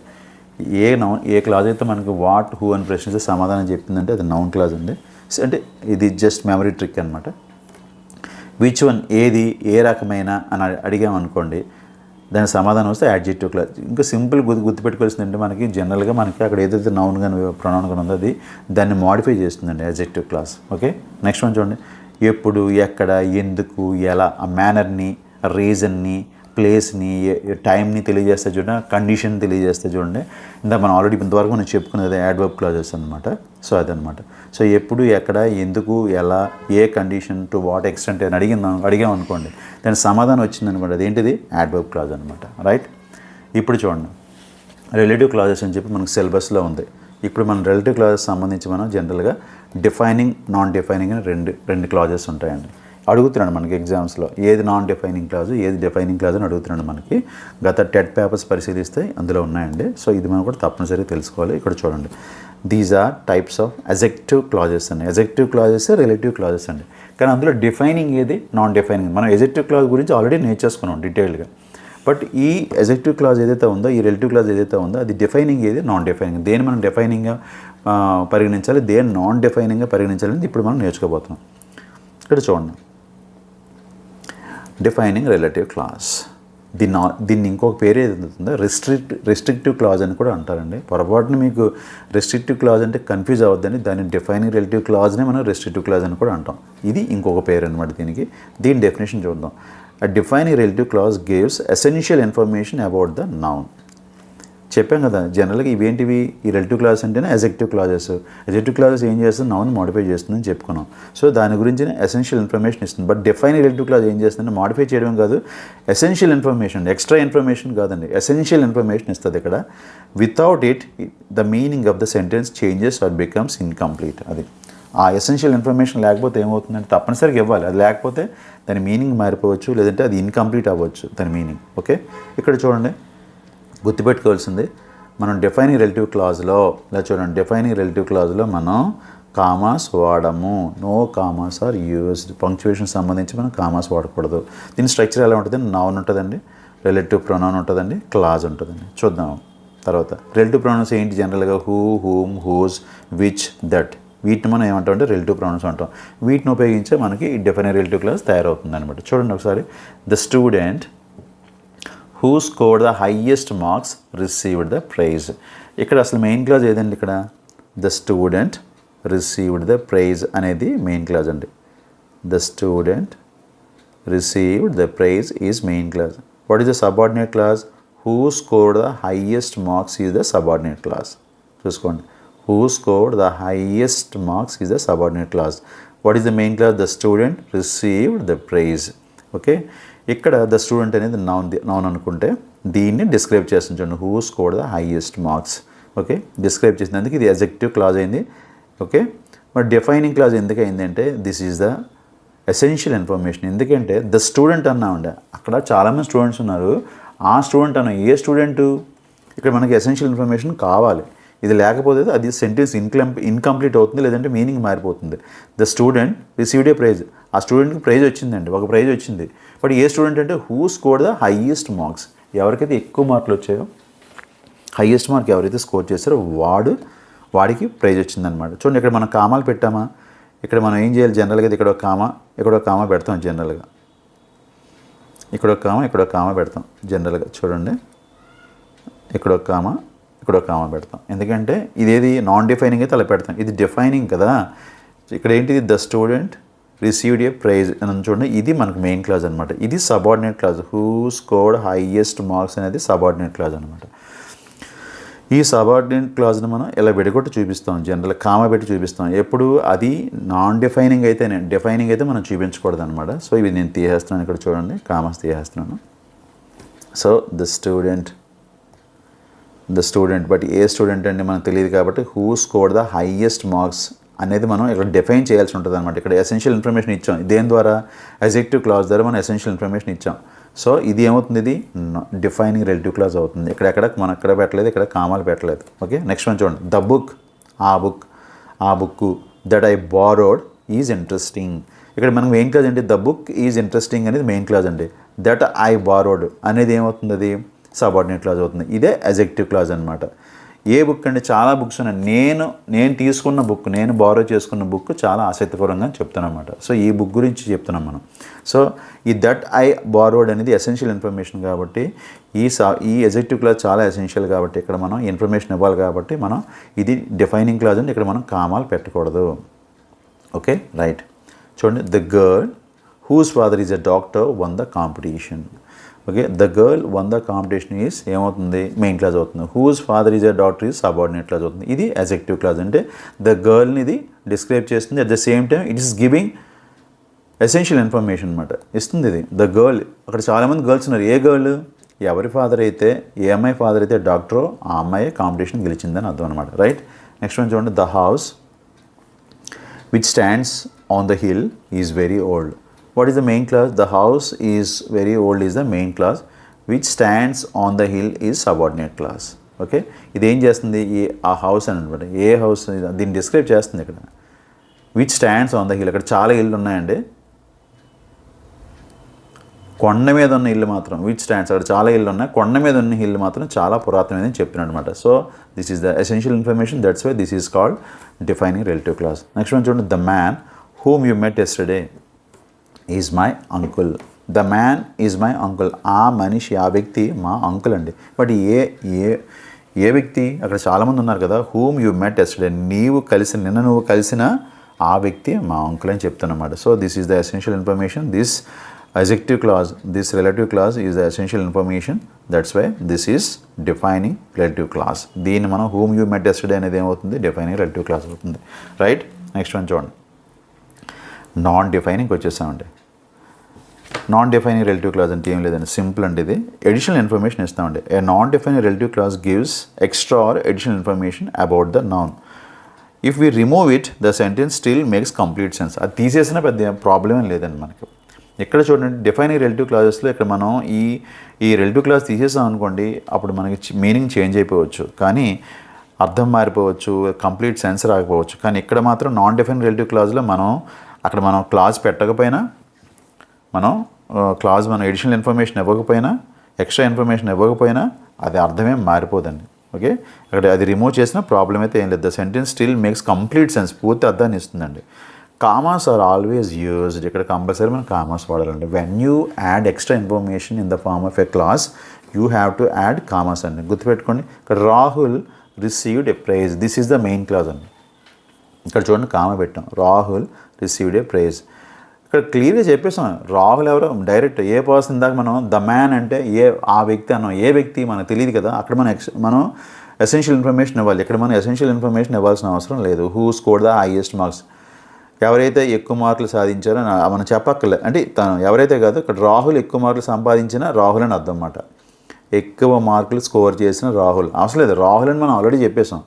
రాహుల్కి ప్రైజ్ వచ్చింది, ఇంకా మరి దీని గురించి మళ్ళీ క్వశ్చన్స్ అడగాల్సిన అవసరం లేదనమాట. ఎందుకంటే అక్కడ మనం ఇచ్చారు ఎక్కువ మార్కులు సాధించిన రాహుల్ అని చెప్పి మనం అదనంగా ఇన్ఫర్మేషన్ ఇచ్చాం తప్ప. If you remove it the sentence still makes complete sense అనమాట ఇక్కడ. ఓకే, సో ఇది ఎడిషనల్ ఇన్ఫర్మేషన్ ఇచ్చిన ఈ క్లాజ్ అయితే ఉందో, ఈ క్లాజ్ ముందు మనం తర్వాత కామా పెట్టుకోవాలి తప్పనిసరిగా. So this is non defining relative clause. Who scored the highest marks అనేది non defining relative clause, right. Next one చూడండి, my car which is 10 years old still runs well. ఇక్కడ ఏ కార్ అనేది మనకు డౌట్ రాదండి, my car అని ముందే చెప్పేసాం. ఇంకా మనం ఏం చేస్తామంటే అదనంగా ఇన్ఫర్మేషన్ ఇచ్చాం, విచ్ ఈజ్ 10 years old అని. ఈ సబార్డినేట్ క్లాజ్ దగ్గర మనం అదనంగా ఇన్ఫర్మేషన్ ఇచ్చాం. My car still runs well అనేది ఇది మెయిన్ క్లాజ్ ఇది. సో ఇది ఏమవుతుంది మరి, ఇది అదనంగా ఇచ్చాం కాబట్టి దీని ముందు దాని చివర కామా పెట్టాల్సిందే. So this is non defining relative clause. Next one చూడండి, Hyderabad is a major IT hub అండి. This is the main clause. దీనికి ఒకటి తగిలించాం మనం, which is the capital of Telangana అనేది ఒక సబార్డినేట్ క్లాజ్ తగిలించాం. సో దీన్ని యాడ్ చేసాం. ఇది ఏంటి ఇన్ఫర్మేషన్, ఎక్స్ట్రా ఇన్ఫర్మేషన్ అదనంగా ఇచ్చాం తప్ప ఇది ఎసెన్షియల్ ఇన్ఫర్మేషన్ కాదు. హైదరాబాద్ అని చెప్పేసాం క్లియర్గా. ఓకే, తెలంగాణ క్యాపిటల్ మనం చెప్పాల్సిన అవసరం లేదు. ఓకే, ఇక్కడ ద సిటీ అని ఇచ్చాం అనుకోండి, అప్పుడు ఏ సిటీ అని తెలియదు కాబట్టి అప్పుడు తెలంగాణ క్యాపిటల్ మనం చెప్తాం అనమాట. సో ఇక్కడ ఆల్రెడీ మనం హైదరాబాద్ ఇచ్చేసాం కాబట్టి so this information is extra. So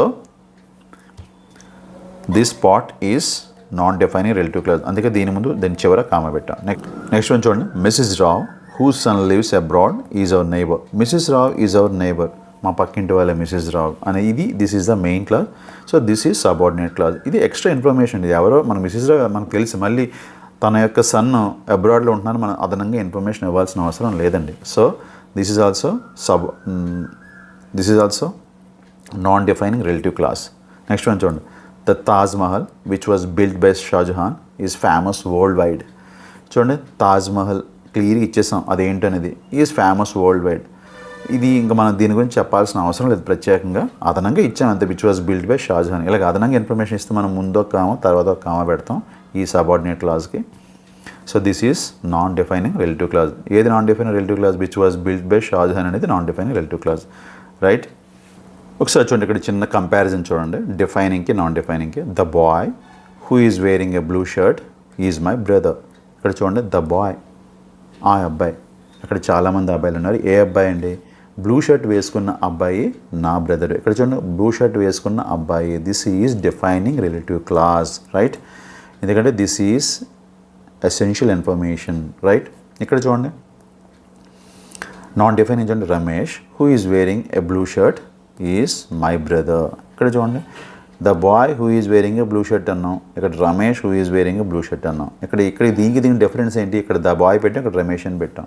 ఇక్కడ ఏ బాయ్ మనకు తెలియట్లేదు కాబట్టి ఇది డిఫైనింగ్ అయిపోయింది. దానికి ఇచ్చిన క్లాజ్ మనం డిఫైనింగ్ అయింది. ఇక్కడ రమేష్ని మనం క్లియర్గా మెన్షన్ చేసేసాం కాబట్టి రమేష్ ఈజ్ మై బ్రదర్ అనేయచ్చు. మనకు మీనింగ్ అసలు మారదు. ఇది పెట్టకపోయినా పర్లేదు, మీనింగ్ మారదు. సో ఇది మన ఎక్స్ట్రా ఇన్ఫర్మేషన్, ఇది యాడ్ చేసాం information. Who is wearing a blue షర్ట్ని ఇది మనం పెట్టాల్సిన అవసరం లేదు, క్లియర్గా చెప్పేసాం రమేష్ అని. So Ramesh is my brother అంటే సరిపోతుంది. కానీ అదనంగా ఇన్ఫర్మేషన్ యాడ్ చేసాం కాబట్టి this is non defining. Okay, before and after we have to add commas అండి. Okay, right. గుర్తుపెట్టుకోండి that is used only in defining clauses అండి. గుర్తుపెట్టుకోండి the pen that I bought is expensive. జనరల్గా మనం that అనే conjunction ఎప్పుడు వాడతామంటే defining క్లాజులను వాడతాం. The pen that I bought, నేను కొన్న ఆ పెన్ చాలా ఖరీదైంది. ద పెన్ ఈజ్ ఎక్స్పెన్సివ్ అంటే ఆ పెన్ చాలా ఖరీదైంది. ఏ పెన్ను? అప్పుడు మనం ఏం వాడతాం? మనం దట్ వాడుకోవచ్చు అనమాట. The pen that I bought, నేను కొన్న ఆ పెన్ను చాలా ఖరీదైంది. Okay, so this is defining relative clause. ఇందులోనే మనం వాడుతాం. That is used only in defining clauses. గుర్తుపెట్టుకోండి. ఇక్కడ చూడండి my pen which I bought yesterday is expensive. ఇక్కడ చూడండి మై పెన్ వచ్చేటప్పుడు మనం ఏం వాడతాం? ఇది నాన్ డిఫైనింగ్ అండి. చూడండి మై పెన్ అని ఆల్రెడీ ఇచ్చేసాం. దా పెన్ అంటే మనకి ఏదో తెలియదు కాబట్టి దానికి ఎక్స్ట్రా ఇన్ఫర్మేషన్ ఇవ్వాలి. ఎవరు కొన్నారో ఏంటి అనేది మనకు తెలియదు కాబట్టి. బట్ మై పెన్ అది ఆల్రెడీ చెప్పేసాం. మై పెన్ ఈజ్ ఎక్స్పెన్సివ్ సరిపోతుంది. ఇక్కడ మనం అదనంగా ఇన్ఫర్మేషన్ ఇచ్చాను చూడండి. ఇలా this is non defining relative clause అండి. So non defining relative clause వచ్చేటప్పుడు మనం కామాలు పెట్టాం. కానీ ఇక్కడ మనం ఏం పెట్టాలి? విచ్ పెట్టాలి. ఇక్కడ దట్ పెట్టకూడదు. గుర్తుపెట్టుకోండి.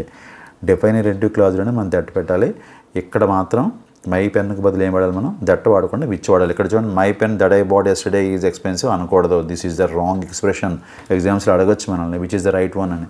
సో ఇలాగ మనం నాన్ డిఫైనింగ్ రిలేటివ్ క్లాజ్లో మనం దట్ వాడకుండా ఏం వాడాలి? మనం ఇక్కడ విచ్ వాడాలి ఇలా వచ్చేటప్పుడు, రైట్?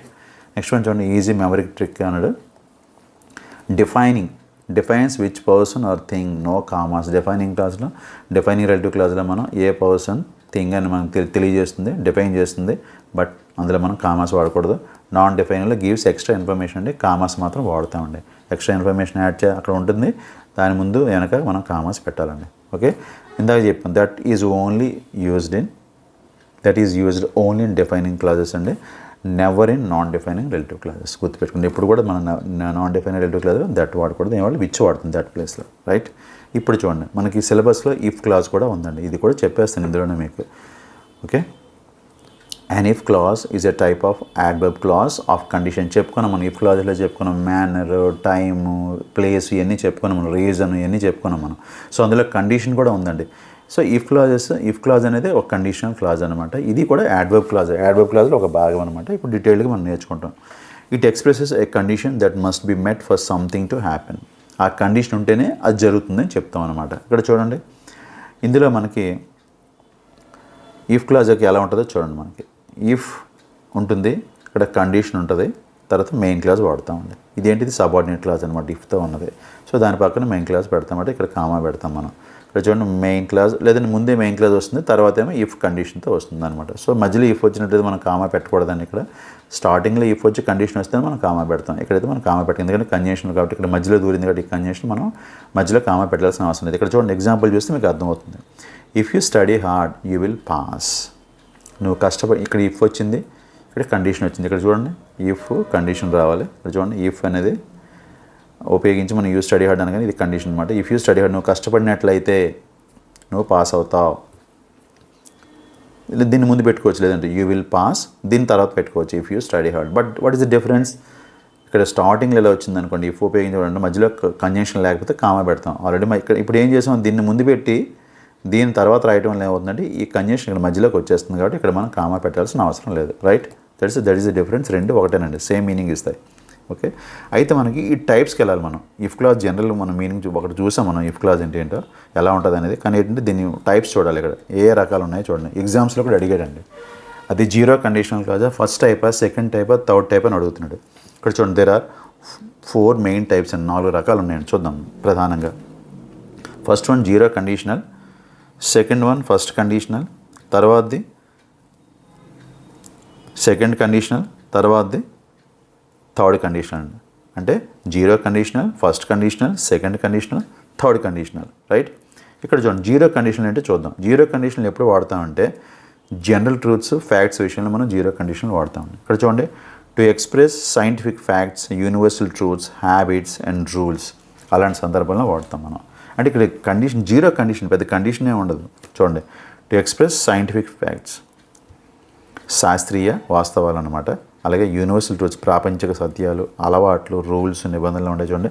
అలాంటి చోట మనం జీరో కండిషన్ వాడతాం. చూడండి ఇక్కడ ఎలా వాడతాం, ఇఫ్ సింపుల్ ప్రజెంట్, తర్వాత వచ్చి కూడా సింపుల్ ప్రజెంటే ఉంటుందండి. మనం విల్ వాడాల్సిన అవసరం ఉండదు. చూడండి, if you heat water to 100 degrees centigrade it boils. ఇక్కడ చూడండి విల్ వాడలేదు మనం. చూడండి ఇక్కడ సింపుల్ ప్రజెంటే వాడాలి, ఇక్కడ సింపుల్ ప్రజెంట్ వాడాలి. సింపుల్ ప్రజెంట్ అంటే స్ట్రక్చర్ ఏంటంటే V1 ఫామ్ అండి. Okay, V1 form. ఇక్కడ V1 ఫామ్ ఉంటుంది, ఇక్కడ కూడా V1 ఫామే ఉంటుంది. చూసుకోండి, if you heat water to 100 degrees centigrade it boils. ఇక్కడ చూడండి, హీట్ అనేది V1 ఫామ్, బాయిల్స్ అనేది కూడా V1 ఫామ్. నీవు వాటర్ని 100 డిగ్రీల వరకు వేడి చేసినట్లయితే అది మరుగుతుంది అని చెప్పడం అనమాట. దిస్ ఈజ్ సైంటిఫిక్ ట్రూత్ కదా, ఇది సైంటిఫిక్ ఫ్యాక్ట్ ఇది. నెక్స్ట్ వన్ చూడండి, if it rains the roads become slippery. It's universal truth, వాస్తవం, ఇది ప్రాపంచిక సత్యమే కదా. వర్షం పడితే రోడ్స్ ఏమవుతాయి, స్లిప్పరీగా, జారుడుగా తయారవుతాయి అనమాట. చూడండి, rain V1 form, become V1 form. If you don't water plants V1 form, do not water. మొక్కలకి నీళ్ళు వేయకపోతే ఏమవుతాయి, చనిపోతాయి. ఇక్కడ డై అనేది కూడా V1 ఫామ్. ఇక్కడ చూడండి, ఇక్కడ సింపుల్ ప్రెజెంట్ టెన్స్ వాడతాం, ఇక్కడ సింపుల్ ప్రెజెంట్ టెన్స్ వాడతామంటే ఎప్పుడు వాడతామంటే సింపుల్ ప్రెజెంట్ టెన్స్ మనం సైంటిఫిక్ ఫ్యాక్ట్స్కి, యూనివర్సల్ ట్రూత్స్కి, హ్యాబిట్స్కి అలాంటప్పుడు మనం జనరల్గా వాడతాం. సో ఇలాంటి జీరో కండిషనల్ వచ్చినప్పుడు మనం V1 ఫామే వాడాలి. 2 చోట్ల సింపుల్ ప్రెజెంట్ టెన్స్ వాడాలన్నమాట. Okay, right. నెక్స్ట్ వన్ చూడండి, ఫస్ట్ కండిషన్. ఇక్కడ నుంచి జాగ్రత్తగా చూసుకోండి. ఇక్కడ ఇది రియల్ ఫ్యూచర్ పాసిబిలిటీ. చూసుకోండి, సాధ్యం అవుతుందండి, భవిష్యత్తులో సాధ్యం అవుతుందండి. ఈ కండిషన్లో మాత్రం సాధ్యం అవుతుందని చెప్తున్నాడు. రియల్గా, వాస్తవంగా భవిష్యత్తులో సాధ్యమయ్యే అవకాశాలు ఉన్నాయని చెప్తున్నాడు. చూడండి, to talk about a real or likely future condition. దీని స్ట్రక్చర్ ఎలాగ ఉంటుందంటే if simple present tense, will plus V1. చూడండి, if you study hard, this is the subordinate clause. చూడండి, స్టడీ హార్డ్ V1 ఫామ్ వాడాను. చూడండి, సింపుల్ ప్రెజెంట్ టెన్స్ అంటే V1 అని చెప్పుకున్నాం మనం. So if you study hard you will pass the exam. Will plus V1 ఇక్కడ వచ్చింది చూసారా, విల్ V1 వచ్చింది చూడండి, అదనమాట. You will pass the exam is the main clause అనమాట. నువ్వు పాస్ అవుతావు, ఎగ్జామ్ పాస్ అవుతావు. ఎప్పుడు, what was the condition, if you study hard, నువ్వు కష్టపడినట్లయితే. This is the first type if clause అండి. ఇది గుర్తుపెట్టుకుంది. జీరో టైప్, ఇది ఫస్ట్ టైప్ అండి. Okay, if it rains we will stay at home. వర్షం పడినట్లయితే మేము ఏం చేస్తాం, ఇంట్లోనే ఉండిపోతాం. We will stay at home.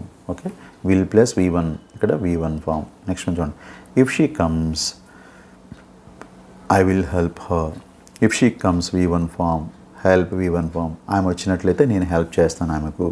So this is the condition అని మనం చెప్తాం. ఇలా చేస్తే ఇలా జరుగుతుందని చెప్పడం అన్నమాట. భవిష్యత్తులో తప్పనిసరిగా భవిష్యత్తులో జరుగుతుందని చెప్పడం అన్నమాట. Okay, so note, we do not use will in the if clause. ఇక్కడ మనం ఇఫ్ క్లాజ్ ఏదైతే ఉందో ఇక్కడ మనం విల్ వాడకూడదు. ఇక్కడ ఎప్పుడు ఇలాంటప్పుడు ఫస్ట్ టైప్లో ఎప్పుడు కూడా మనం V1 ఫామే వాడాలి. If it will rain, if she will come అనకూడదు. ఇక్కడ అర్థమవుతుంది. ఇక్కడ ఇప్పుడు కూడా ప్రజెంట్ సింపుల్ వాడాలి, సింపుల్ ప్రజెంట్ టెన్స్ వాడాలి.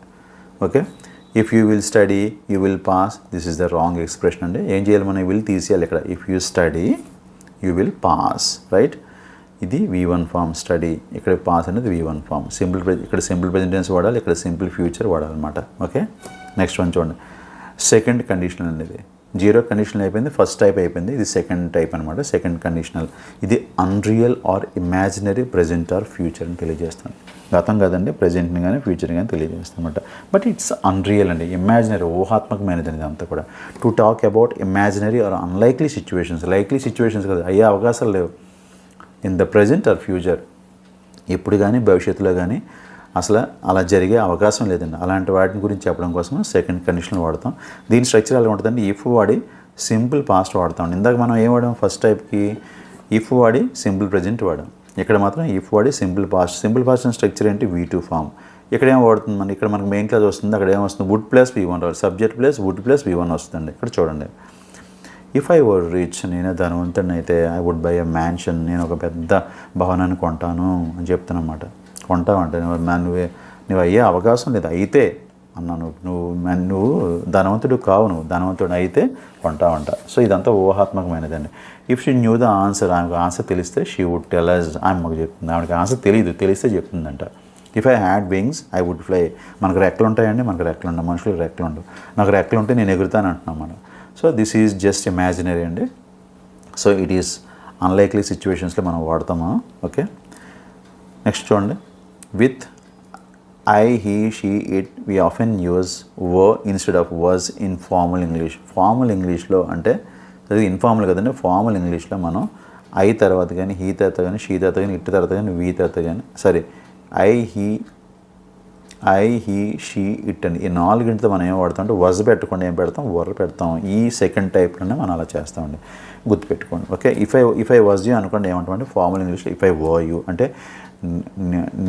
నేనైతే అని అర్థం అంటే నేనైతే ఏం చేస్తాను, నువ్వు అయిపోయాక నేనైతే ఏం చేస్తాను, ఐ వుడ్ అపాలజైజ్, నేను క్షమాపణ చెప్తాను అని అర్థం అనమాట. ఓకే, నెక్స్ట్ వన్ చూడండి, థర్డ్ కండిషనల్ అనమాట. దిస్ ఈజ్ థర్డ్ టైప్ అండి, అన్రియల్ పాస్ట్ అండి. ఇది కూడా రియల్ కాదండి, గతంలో చెప్తానమాట, రిగ్రెట్ అవుతామంటే. ఇక్కడ చూడండి, to talk about something that did not happen in the past and it's imagine result అనమాట. అలా జరగలేదు కానీ జరుగుంటే ఇలా జరుగుండేది అని చెప్తాం. ఏది గతంలో గతంలోని విషయం గురించి చెప్పడం కోసం ఇది వాడతామండి. ఇక్కడ చూడండి, if past perfect would have plus V3 వాడతామండి. ఇక్కడ చూడండి, ఇఫ్ వాడాం, ఇందాక ఏం వాడాం మనం, సింపుల్ పాస్ట్ వాడామండి. ఇక్కడ చూడండి, సెకండ్ టైప్లో మనం ఏం వాడాం, సింపుల్ పాస్ట్ V2 వాడాం. బట్ ఇక్కడికి వచ్చేటికి ఏమైందంటే పాస్ట్ పర్ఫెక్ట్ అండి. మీకు తెలుసు కదా పాస్ట్ పర్ఫెక్ట్ స్ట్రక్చర్ ఏంటి, హ్యాడ్ ప్లస్ V3. ఇక్కడ వుడ్ హ్యావ్ ప్లస్ V3 వస్తుంది అనమాట. చూడండి ఇక్కడ, ఇఫ్ ఐ హ్యాడ్ స్టడీడ్, చూడండి హ్యాడ్ ప్లస్ V3 వాడాం, studied. If I had studied I would have passed, నేను బాగా చదివి ఉండుంటే, గతంలో ఇప్పుడు కాదండి, చదివి ఉండుంటే నేను పాస్ అయ్యి ఉండేవాడిని. యాక్చువల్గా ఏం జరిగింది, నువ్వు చదవలేదు, నేను చదివి ఉండుంటే పాస్ అయ్యి ఉండేవాడిని అని చెప్తున్నాను అనమాట. ఇప్పుడు చూడండి, if she had left earlier she would have caught the train. ఆమె త్వరగా బయలుదేరి ఉండుంటే she would have caught the train. ఇదేంటిది, ఇది సబార్డినేట్ క్లాజ్, ఇఫ్ క్లాజ్ అనమాట. This is the main clause అనమాట. చూడండి, if she had left the earlier, ఆమె త్వరగా వెళ్ళుండే. చూడండి, హ్యాడ్ ప్లస్ V3 అని చెప్పుకున్నాం మనం. Past perfect tense had plus V3 అని చెప్పాం. ఇక్కడ చూడండి, హ్యాడ్ ప్లస్ V3 ఉందా, హ్యాడ్ ఉంది, లీవ్ లెఫ్ట్ ఇది V3 అనమాట. If she had earlier she would have caught the train. ఆమె త్వరగా బయలుదేరి ఉండుంటే ఆమె ట్రైన్ని క్యాచ్ చేసి ఉండేది. అంటే అర్థం ఏంటి, she had not left earlier అని అర్థం అనమాట. ఆమె ఎర్లీగా బయలుదేరలేదు, వెళ్ళుంటే ట్రైన్ని క్యాచ్ చేసి ఉండేది అని అర్థం అనమాట. రైట్, అలా చెప్తాను అనమాట. ఓకే, నెక్స్ట్ వన్ చూడండి, if they had invited us we would have attended. వాళ్ళు మమ్మల్ని ఇన్వైట్ చేసి ఉంటే, ఇన్వైటెడ్ ఇది V3 ఫామ్ అండి, హ్యాడ్ ప్లస్ V3. వాళ్ళు మమ్మల్ని ఆహ్వానించుంటే మేము వెళ్ళేవాళ్ళం, హాజరయ్యేవాళ్ళం, వీ వుడ్ హ్యావ్ అటెండెడ్, హాజరయ్యి ఉండేవాళ్ళం అని చెప్పడం అనమాట. ఓకే, నెక్స్ట్ వన్ చూడండి, ఇది ఈజీ మెమరీ ట్రిక్ అండి. దీనికి సంబంధించి ఇఫ్ క్లాస్ సంబంధించి 0 అంటే ఫ్యాక్ట్స్ చెప్తామండి ఇందులో. ఓకే, ఫస్ట్ దాంట్లో real future possibility, present or future possibility ఉంటుంది. రియల్ పాసిబిలిటీ ఉందండి దీంట్లో. If you work hard you will pass the examination, you will get more marks అని అంటాం మేడం. సో అది పాసిబిలిటీ ఉంటుంది, నువ్వు కష్టపడినట్లయితే మనం ఫస్ట్ దాంట్లో చెప్తాం, అందులో V1 ఫామ్ వాడతాం. సెకండ్ దాంట్లో ఏం వాడతాం, ఇక్కడ V1 ఫామ్ వాడతాం సబార్డినేట్ క్లాజ్లో, మెయిన్ క్లాజ్ సబార్డినేట్ క్లాజ్లో V1 ఫామ్ వాడతాం. ఇక్కడేం వాడతాం, మెయిన్ క్లాజ్లో విల్ ప్లస్ V1 వాడతాం. ఇక్కడ చూడండి, second imaginary present or future అనమాట సెకండ్. ఓకే, ఇక్కడ ఏం వాడతాం మనం, V2 ఫామ్ వాడతాం కండిషన్లో. ఇక్కడేం వాడతాం మనం, వుడ్ ప్లస్ V1 వాడతాం. ఇక్కడ వుడ్ ప్లస్ V1 వాడతాం. చూడండి, ఇమాజినరీ ప్రజెంట్ ఆర్ ఫ్యూచర్ అనమాట. If I were you I would apologise అని చెప్పాం అనమాట. ఓకే, థర్డ్ వన్ చూడండి, ఇమాజినరీ పాస్ట్. ఓకే, గతంలో అలా చేసుంటే అలా జరిగి ఉండేది. If I had worked hard I would have passed the examination అన్నాను. నేను బాగా కష్టపడి ఉంటే నేను ఎగ్జామ్ పాస్ అయ్యి ఉండేవాడిని. సో ఇది కూడా ఇమాజినరీ అండి, గతంలో అలా జరగలేదు, జరిగి ఉంటే అలా జరిగి ఉండేది అని చెప్పడం అనమాట. So this is the 0 type, first type, second type and third type. ఇక్కడేం వాడతాం, థర్డ్ టైప్లో హ్యాడ్ ప్లస్ V3 వాడతాం. ఇక్కడ if I had worked hard ఇక్కడ మనం వాడతాం ఏది కండిషన్ అన్నమాట, థర్డ్ కండిషన్. ఇక్కడేం వాడతాం మనం, వుడ్ హ్యావ్ ప్లస్ V3 వాడతాం అన్నమాట. I would have passed the examination అంటామండి. ఇక్కడ వుడ్ హ్యావ్ ప్లస్ V3 వాడతాం. గుర్తుపెట్టుకోండి స్ట్రక్చర్స్ మోస్ట్ ఇంపార్టెంట్ ఇవి. నెక్స్ట్ వన్ చూడండి, మనకి ఫైనైట్ నాన్ ఫైనైట్ కూడా అడిగారండి. అది చూద్దామండి. ఫైనైట్ క్లాజ్ అంటే ఏంటి, నాన్ ఫైనైట్ క్లాజ్ అంటే చూద్దాం. Finite clause has a finite verb showing tense. కొద్దిగా జాగ్రత్తగా గమనించండి, ఇక్కడ మీకు అర్థమవుతుంది. టెన్స్ని తెలియజేసే వర్బ్ని ఫైనైట్ వర్బ్ అని అంటాం. టెన్స్ అంటే ఏంటి, టైం అని అర్థం. అంటే కాలాన్ని తెలియజేసే వర్బ్ని మనం ఫైనైట్ వర్బ్ అంటాం. ఇక్కడ చూడండి, షీ ఈజ్ సింగింగ్ అన్నాం. ఇక్కడ ఈ సింగింగ్ వల్ల మనకి టైం తెలియజేస్తుంది. ఎస్ తెలియజేస్తుంది. ప్రజెంట్ కంటిన్యూస్ టెన్స్ అండి. స్ట్రక్చర్ ఏంటిది, ప్రజెంట్ కంటిన్యూస్ టెన్స్. టెన్స్ చెప్పిందా లేదు, ఇది ప్రస్తుతం జరుగుతూ ఉందని చెప్పింది అనమాట. So this is finite verb అని అర్థం. He played cricket. అతను గతంలో క్రికెట్ ఆడాడని చెప్పాం. ఇక్కడ కూడా టైం చెప్పింది, గతాన్ని చెప్తుంది అనమాట. ఇక్కడ V2 ఫామ్ వర్డ్ అనమాట. So this is also finite clause అనమాట. He played cricket is finite clause, she is singing is finite clause అనమాట. ఎందుకంటే అవి టెన్స్ని తెలియజేస్తాయి. ఇది ప్రజెంట్ కంటిన్యూస్ టెన్స్ అని చెప్పింది, ఇది సింపుల్ పాస్ట్ అని చెప్పింది. టైం తెలియజేస్తుంది మనకి, టెన్స్ని చెప్తుంది అనమాట. But what about non finite clause, it contains an infinitive, gerund or participle instead of a finite verb. Finite verb ఉండదండి, అయితే ఇన్ఫినిటివ్ వర్బ్ ఉంటుంది, జెరండ్ వర్బ్ ఉంటుంది, అంటే పార్టిసిపుల్ వర్బ్ ఉంటుందండి. అలాగే ఇవి టైంని చెప్పవండి, ఇవి టైంని చెప్పదు కాబట్టి ఇది, అంటే టెన్స్ని చెప్పదు కాబట్టి ఇది నాన్ ఫైనైట్ క్లాజ్ అండి. To win the match is difficult అన్న. మ్యాచ్ గెలవడం అనేది ఏంటి, ప్రజెంట్ టెన్సా, పాస్ట్ టెన్సా, ఫ్యూచర్ టెన్స్. ఇక్కడ విన్ అని ఉంది, వర్బ్ ఉంది, but this is non finite verb అండి. ఫైనైట్ వర్బ్ కాదు, నాన్ ఫైనైట్ వర్బ్. ఎందుకంటే టు విన్ అంటే గెలవడం, మ్యాచ్ గెలవడం. ఏ టెన్స్ అది, ప్రజెంట్ టెన్సా కాదు, పాస్ట్ టెన్సా కాదు, ఫ్యూచర్ టెన్సా కాదు, మనం చెప్పలేం దీన్ని. ఇది టు ఇన్ఫినిటివ్ ఇది. సో ఇది మన టైం తెలియజేయట్లే, మన టెన్స్ చెప్పట్లే. So this is non finite clause అండి ఇది. Walking along the road. Okay, road వెంబడి నడుస్తున్నప్పుడు ఈ సాయే స్నేక్. ఇక్కడ చూడండి, ఈ ఎగ్జాంపుల్ జాగ్రత్తగా గమనించండి. రోడ్డు వెంబడిగా నడుస్తున్నప్పుడు ఈ సాయే స్నేక్. ఈ వాక్యంలో చూడండి, ఇప్పుడు నడవట్లేదండి, రోడ్డు వెంబడిగా నడుస్తున్నప్పుడు అన్నాం అంతే. అది ఎప్పుడు ఏ టెన్స్ చెప్పదు. ఎందుకంటే చూడండి, ఇక్కడ టెన్స్ చెప్పేది, ఇక్కడ వాక్ అనేది ఒక వర్బ్ ఉందండి, సా అనే ఒక వర్బ్ ఉందండి. హీ సాయే స్నేక్, ఇది V2 ఫామ్ అండి. గతంలో చూశాడు, ఇది టెన్స్ అని చెప్తుందండి, సింపుల్ పాస్ట్ టెన్స్ అండి. But what about this one, walking along the road.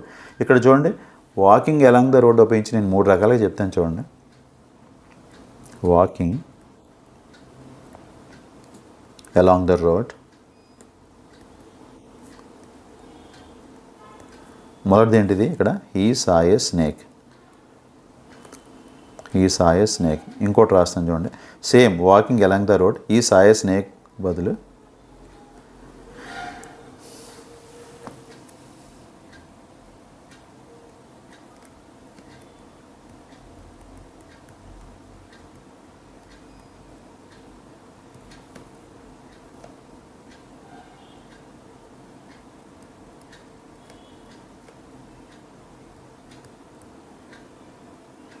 మూడు రకాలుగా రాసి చూసాను. ఇక్కడ చూడండి, వాకింగ్ అలాంగ్ ద రోడ్ అది ఒకటే ఉంచాను.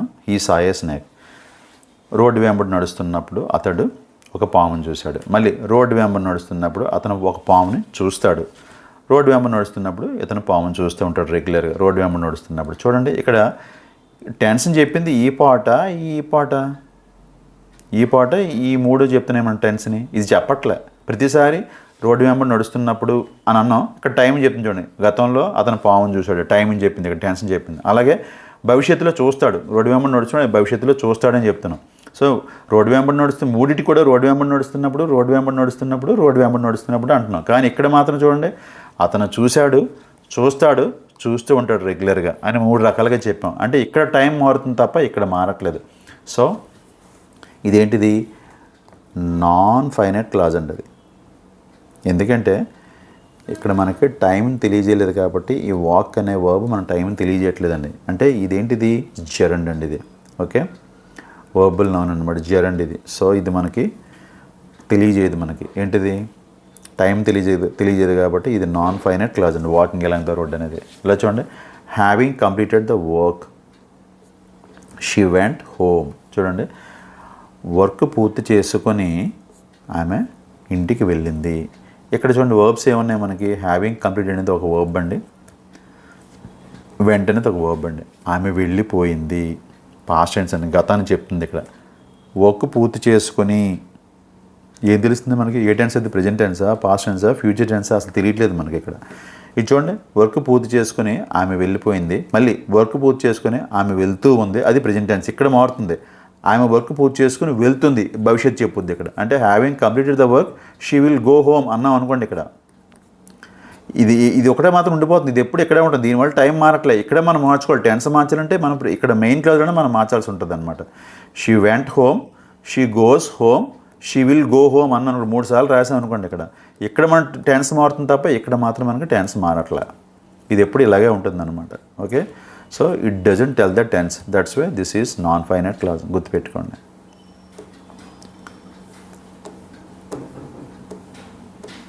ఇంకొక టాపిక్ ఉందండి, పార్టిసిపల్ క్లాజెస్ కూడా ఉందని చూడండి. మనకి ఎగ్జామ్లో మన సిలబస్లో పార్టిసిపల్ క్లాజెస్ అని కూడా ఇచ్చాడు. పార్టిసిపల్ క్లాజ్ అంటే ఇప్పుడే మనం చెప్పుకున్నాం నాన్ ఫైనైట్ క్లాజ్ అని. ఆల్రెడీ మనం నేర్చుకున్నాం non finite clause. That begins with a participle అండి. పార్టిసిపల్ అంటే ఏంటి చూడండి, ప్రజెంట్ పార్టిసిపల్ ఒకటి ఉంటుంది, పాస్ట్ పార్టిసిపల్ ఒకటి ఉంటుంది, పర్ఫెక్ట్ పార్టిసిపల్ ఉంటుందండి. ప్రజెంట్ పార్టిసిపల్ అంటే ఏం లేదండి, ఐఎన్జీ ఫామ్ ఉంటుందండి. V1కి ఐఎన్జీ ఫామ్ ఉంటుంది. ప్రజెంట్ పార్టిసిపల్ అంటే V1కి ఐఎన్జీ ఉంటుంది, ప్రజెంట్ పార్టిసిపల్ అండి. పాస్ట్ పార్టిసిపల్ అంటే తెలుసు కదా మీకు, V3 ఉంటుంది. V1, V2, V3 వర్బ్స్ ఉంటుంది, అందులో ఉండేది పాస్ట్ పార్టిసిపల్ అండి. పర్ఫెక్ట్ పార్టిసిపల్ అంటే మనకి ఏముంటుంది, హ్యావింగ్ ప్లస్ V3 అండి, అది పర్ఫెక్ట్ పార్టిసిపల్ అండి. సో ఈ రకంగా మనకి 3 రకాల క్లాజెస్ ఉంటాయి మనకి పార్టిసిపల్ క్లాజెస్ అంటే. గుర్తుపెట్టుకోండి. ఏంటి, ప్రజెంట్ పార్టిసిపల్తో ప్రజెంట్ పార్టిసిపల్ క్లాజ్ అవ్వచ్చు, పాస్ట్ పార్టిసిపల్ క్లాజ్ అవ్వచ్చు, పర్ఫెక్ట్ పార్టిసిపల్ క్లాజ్ అవ్వచ్చు.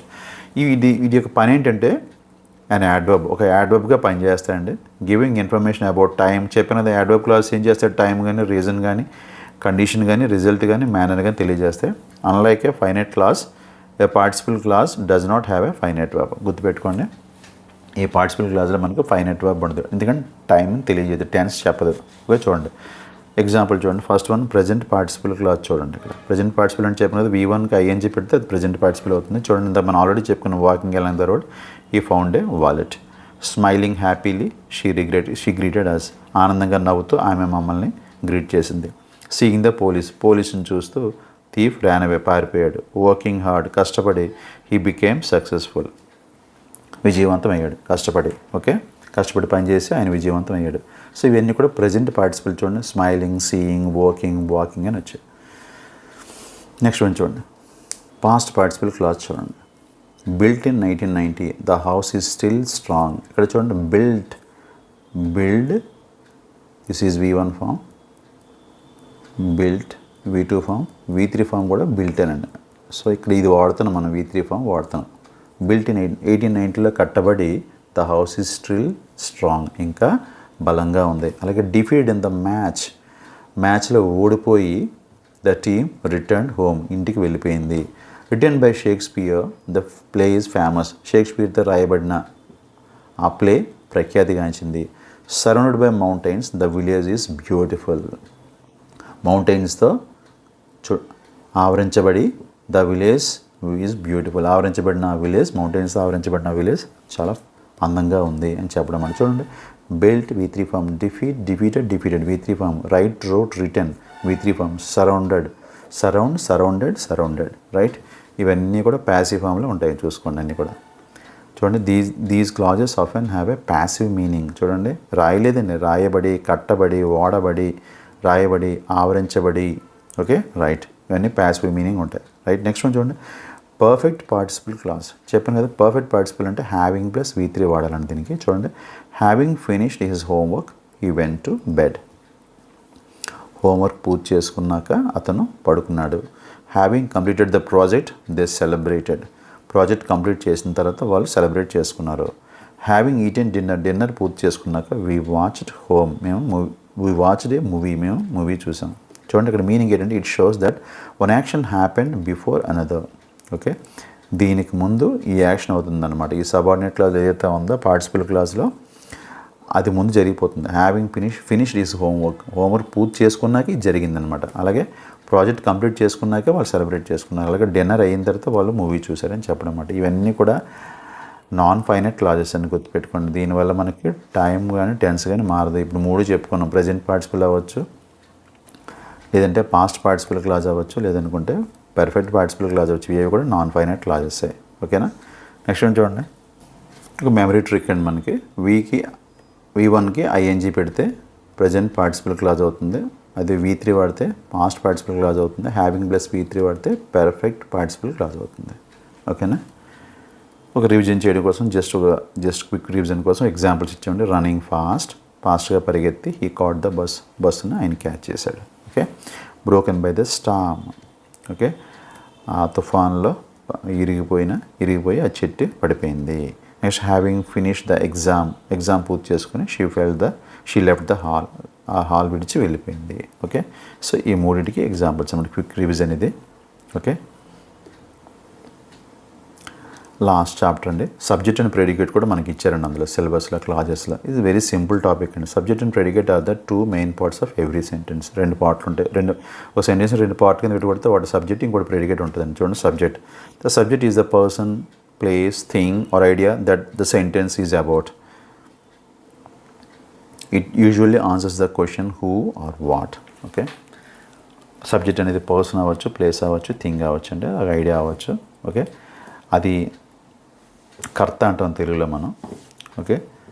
Are idea that the sentence is about. Okay. ఇది మనం దేని గురించి అయితే మనం మాట్లాడతాం అదే సబ్జెక్ట్ అవుతుందండి. ఓకే. హూ వాట్ అనే దానికి సమాధానం సబ్జెక్ట్ ఇస్తుంది అనమాట. So Ravi is reading a book అని ఉందనుకోండి. హూ ఎవరండి? రవి అనమాట. సో అలా అనమాట. So this is the subject. The dog is barking. ఎవరి గురించి మాట్లాడుతున్నాం? ద డాగ్ గురించి మాట్లాడుతున్నాం. This is the subject. My friends play cricket every Sunday. మనం ఎవరి గురించి మాట్లాడుతున్నాం? మై ఫ్రెండ్స్ గురించి మాట్లాడుతున్నాం. So this is the subject. Next one predicate చూద్దామండి.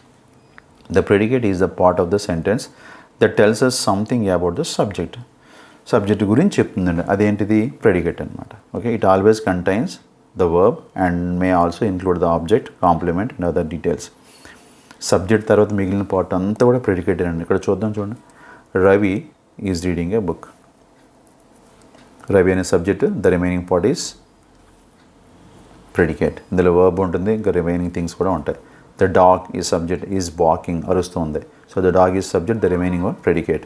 మై ఫ్రెండ్స్ ఇది subject, play cricket every Sunday is predicate. Types of సబ్జెక్టులు 2 రకాలు ఉంటాయి. సింపుల్ సబ్జెక్ట్ ఒకటి ఉంటుందండి, అలాగే కంప్లీట్ సబ్జెక్ట్ ఒకటి ఉంటుందండి. చూడండి, సింపుల్ సబ్జెక్ట్ అంటే ఏం లేదు, only the main noun are pronoun, అది ద బాయ్ అంతే. ఇది సింపుల్ సబ్జెక్ట్ అండి. ఇక్కడ చూడండి, the little boy in the blue shirt ఎంత ఉంది చూడండి. ఇది కంప్లీట్ డీటెయిల్డ్గా ఎక్స్ప్లెయిన్ చేశారు. ఇది అంత సబ్జెక్టే.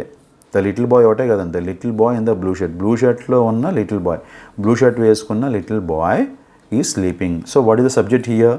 The little boy in the blue shirt is subject, is sleeping is predicate. That's why this subject is called complete subject అనమాట. ఎందుకంటే లిటిల్ బాయ్ అని విడిచిపెట్టలేదండి, ఇంకా బ్లూ షర్ట్ వేసుకున్న లిటిల్ బాయ్ అని చెప్పాం కాబట్టి మనం ఇది కంప్లీట్ సబ్జెక్ట్ అయిందనమాట. ఓకే. నెక్స్ట్ వన్ చూడండి, ప్రెడికేట్ చూద్దాం. అలాగే ఇది కూడా అంతే, సింపుల్ ప్రెడికేట్ తర్వాత కంప్లీట్ ప్రెడికేట్ ఉంటుందన్నమాట. Only the main verb or verb phrase ఇది సింపుల్ ప్రెడికేట్. అలా కాకుండా the verb along with all the words that tell what the subject does or is, ఇది కంప్లీట్ ప్రెడికేట్ అవుతుంది. ఎగ్జాంపుల్ చూస్తే మనకు అర్థమవుతుంది.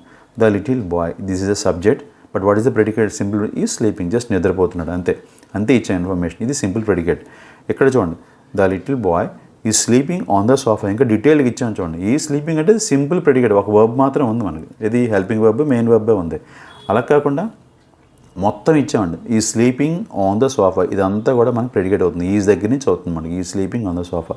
ఇంకా డీటెయిల్గా ఇచ్చాం, స్లీపింగ్ ఎక్కడ? సోఫా మీద పడుకున్నాడు అని, సోఫాలో పడుకున్నాడు అని చెప్పడం అన్నమాట. సో దాన్ని మనం ఈ స్లీపింగ్ ఆన్ ద సోఫా అన్నాం. So this is complete predicate, right? Practice అంటే identify the subject and predicate. The children is the subject, are playing in the park is predicate. My grandmother is subject, tells interesting stories is predicate. The train is subject, arrived on time is predicate. A beautiful rainbow, ఇదంతా subject అండి. Appeared after the rain is predicate. They is a subject, have completed there homework is predicate. Okay. ఇప్పుడు మనకి topics అన్నీ అయిపోయాయండి. ఇప్పుడు మనం గత TET పేపర్స్లో ఇచ్చిన క్వశ్చన్స్ ఎలా ఉన్నాయో ఒకసారి చూద్దామండి, రైట్? మొత్తం అన్ని క్వశ్చన్ పేపర్ చూసానండి. ప్రతి పేపర్లో ఒక క్వశ్చన్ ఇవ్వడం జరిగిందండి. ఓకే, చూడండి ఎలా ఉన్నాయి చూడండి. Pick out adjective clause in the given sentence అన్నాడు. వాడే చెప్పేసాడు ఇది యాడ్జెక్టివ్ క్లాజ్ అనేది. ఏ క్లాజ్ అని అడగట్లా. ఇలా ఇస్తే ఇంకా సింపుల్ కదండి. ఏ క్లాజ్ అనేది నౌన్ క్లాజ్ అవ్వచ్చు, యాడ్జెక్టివ్ క్లాజ్ అవ్వచ్చు, యాడ్వర్బ్ క్లాజ్ అవ్వచ్చు. ఇది సబార్డినేట్ క్లాజ్. అంటే నువ్వు సబార్డినేట్ క్లాజ్ ఫైండ్ అవుట్ చేసేస్తే సరిపోతుంది ఇందులోనే. The dog that bites does not bark. అరిచే కుక్క కరవదు అని చెప్తున్నాడు అనమాట. సో ఇందులో మెయిన్ క్లాజ్ ఏంటి? The dog does not bark. ఆ కుక్క అరవదు, డస్ నాట్ బార్క్. అంటే ఇక్కడ ఏంటి? అరిచే కుక్క కరవదు అనేది ఇక్కడ క్లాజ్ అనమాట, subordinate clause. The dog does not bark is a main clause. That bites is subordinate clause. గుర్తుపెట్టుకోండి. దీన్ని డిస్క్రైబ్ చేస్తుంది, ద డాగ్ని డిస్క్రైబ్ చేస్తుంది దట్ బైట్స్ అనేది. So that bites is adjective clause. గుర్తుపెట్టుకోండి. నౌన్ని డిస్క్రైబ్ చేసే క్లాజే అజెక్టివ్ క్లాజ్. ఇక్కడ దట్ బైట్స్ అనేది సింపుల్ అండి. ఇక్కడ అసలు సబార్డినేట్ క్లాజ్ ఏదైతే అదే అవుతుంది. ఇక్కడ అడిగాడు యాడ్జెక్టివ్ క్లాజ్ అన్నాడు, ఇందులో సబార్డినేట్ క్లాజ్ ఫైండ్ అవుట్ చేయండి. ఏ క్లాజ్ అయినా సబార్డినేట్ క్లాజే కదా. దట్ బైట్స్ అనేది మనకి సబార్డినేట్ క్లాజ్ అవుతుందండి, అదే మనకి అజెక్టివ్ క్లాజ్ అనమాట. The dog does not bark is main clause, independent clause. But dependent clause is that bites. Okay, and that bites, this clause describes the noun the dog. That's why this is adjective clause. That bites అనేది right answer అండి. Next one చూడండి, identify the main clause in the given sentence. ఇది ఇంకా సింపుల్గా ఉంది చూడండి.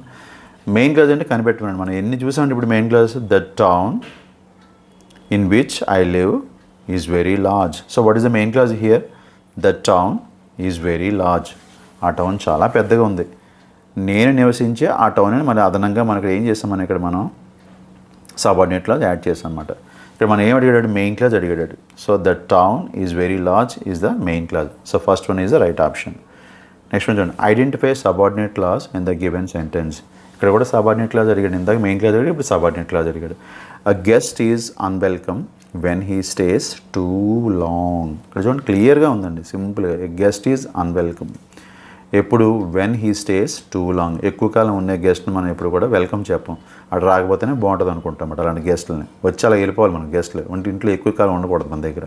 Okay, when he stays too long. ఇక్కడ చూడండి, when he stays too long. మన జనరల్గా వెన్, వేరు, విచ్, దట్ ఇలాంటి మనం ఇంట్రొడక్టరీ వర్డ్స్ ఉపయోగించి మనం వాడతాం కదా క్లాజ్. ఇక్కడ చూడండి, when he stays too long.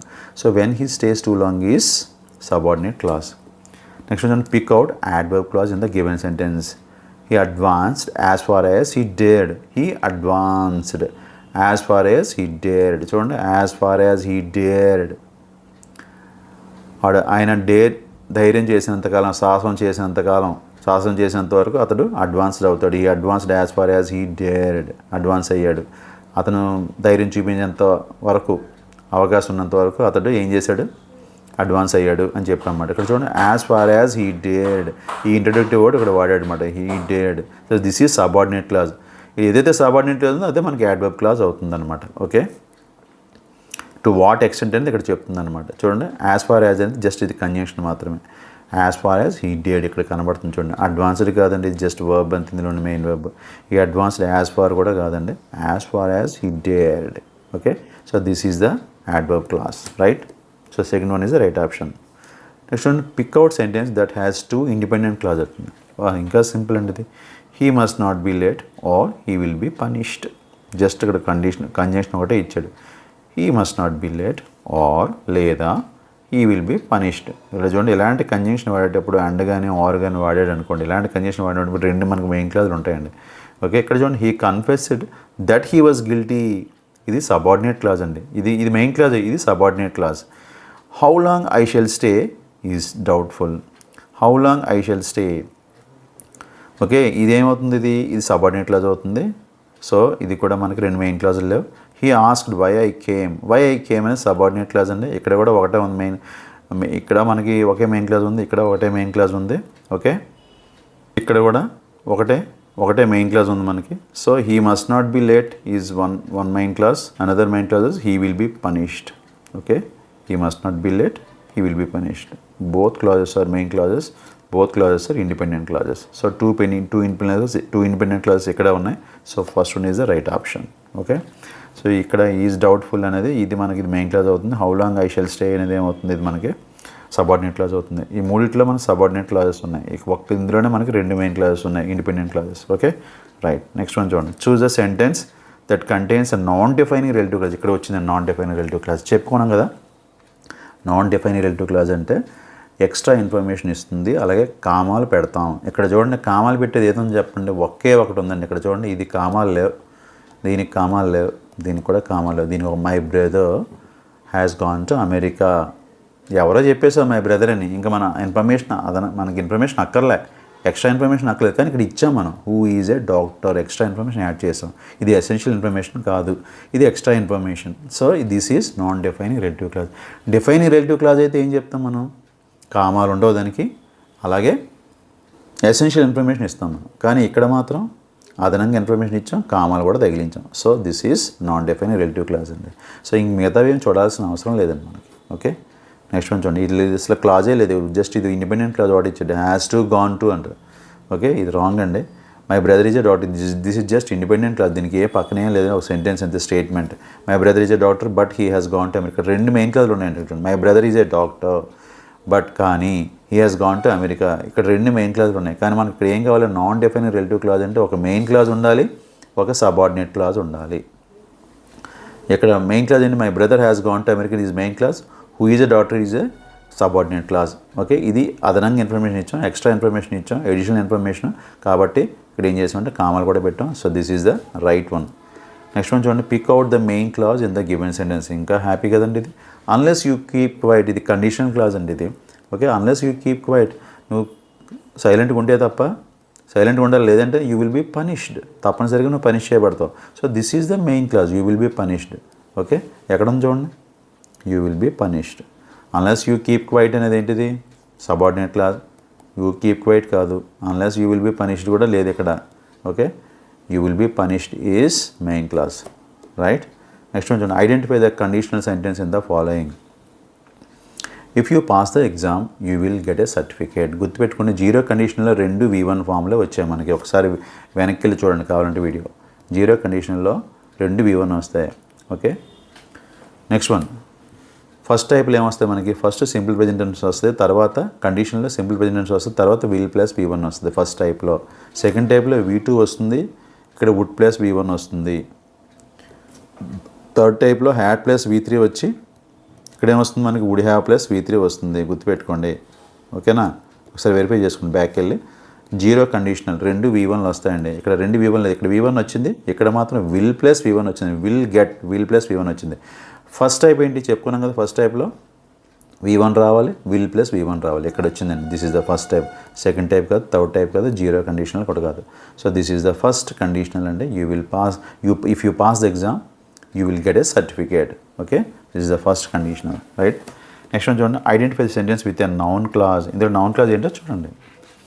I went to the place where I could find him. ఇది నౌన్ క్లాజ్ కాదు, ఇది ఏంటిది, అజెక్టివ్ clause. I went to the place where I could find him. I went where I could find him. I knew where I could find him. Where could I find him? Just ఇది interrogative sentence, ఇది కాదు. I knew, ఇక్కడ ఏమంటే noun clause అడిగాడు. Okay, I knew. చూడండి, ఇది object place ఉంది చూడండి. మనం చెప్పాం నౌన్ క్లాజ్ చెప్పేటప్పుడు సబ్జెక్ట్ ప్లేస్లో ఉన్న, ఆబ్జెక్ట్ ప్లేస్లో ఉన్న, ఆబ్జెక్ట్ కాంప్లిమెంట్ అయినా, లేదంటే ఆబ్జెక్ట్ ఆఫ్ ఏ ప్రపోజిషన్ అయినా, ఈ నాలుగిట్లో ఏదైనా మనం అది నౌన్ క్లాజ్ అవుతుందని చెప్పాను చూడండి. I knew where I could find him, this is noun clause. ఇదేంటిది, I went where I could find him. Went వెళ్ళిపోయావు, ఎక్కడికి వెళ్ళిపోయావు. ఓకే, వేర్ అని అడిగితే ప్రశ్న ఏమవుతుంది, ఇది where I could find him. ఇది వేర్ అని మనం ప్రశ్నించేటప్పుడు వచ్చేది ఏంటిది మనకి, adverb clause. So I went where I could find him is adverb clause. This is noun clause. This is just interrogative sentence. Okay, where could I find him అనేది. Okay, ఒక main clause ఉంది, మిగతా subordinate clause ఏం లేదు. మనకి subordinate clause కావాలి, noun clause కావాలి. ఇక్కడ చూడండి, I went to the place, ఈ ప్లేస్ని డిస్క్రైబ్ చేస్తుంది, వేర్ ఐ కుడ్ ఫైండ్ హిమ్. ఒక నౌన్ డిస్క్రైబ్ చేసేది ఏమవుతుంది, అజెక్టివ్ క్లాజ్ అవుతుంది. So this is adjective clause, this is adverb clause, this is noun clause, this is just interrogative sentence. So this is the third one is the right option, right? Friends, this is the biggest chapter among all the topics. చాలాసేపు పట్టింది మనకి ఈ video చేయడానికి. మీరు 1-2 సార్లు వింటేనే బాగుంటుంది, 2-3 సార్లు వినండి. వినేటప్పుడు మాత్రం నోట్స్లో నోట్ చేసుకోండి. ఓకే, ఏదైనా డౌట్స్ ఉంటే కామెంట్ చేయండి. ఇది మీకు ఉపయోగపడుతుంది అనుకుంటే, మీ ఫ్రెండ్స్ కూడా ఉపయోగపడుతుంది అనుకుంటే జస్ట్ షేర్ చేయండి, మర్చిపోవద్దు. ఓకే, మళ్ళీ కొత్త టాపిక్తో మళ్ళీ కలుద్దాం. రైట్, యోర్స్ షేగస్ ఇంగ్లీష్. బాయ్.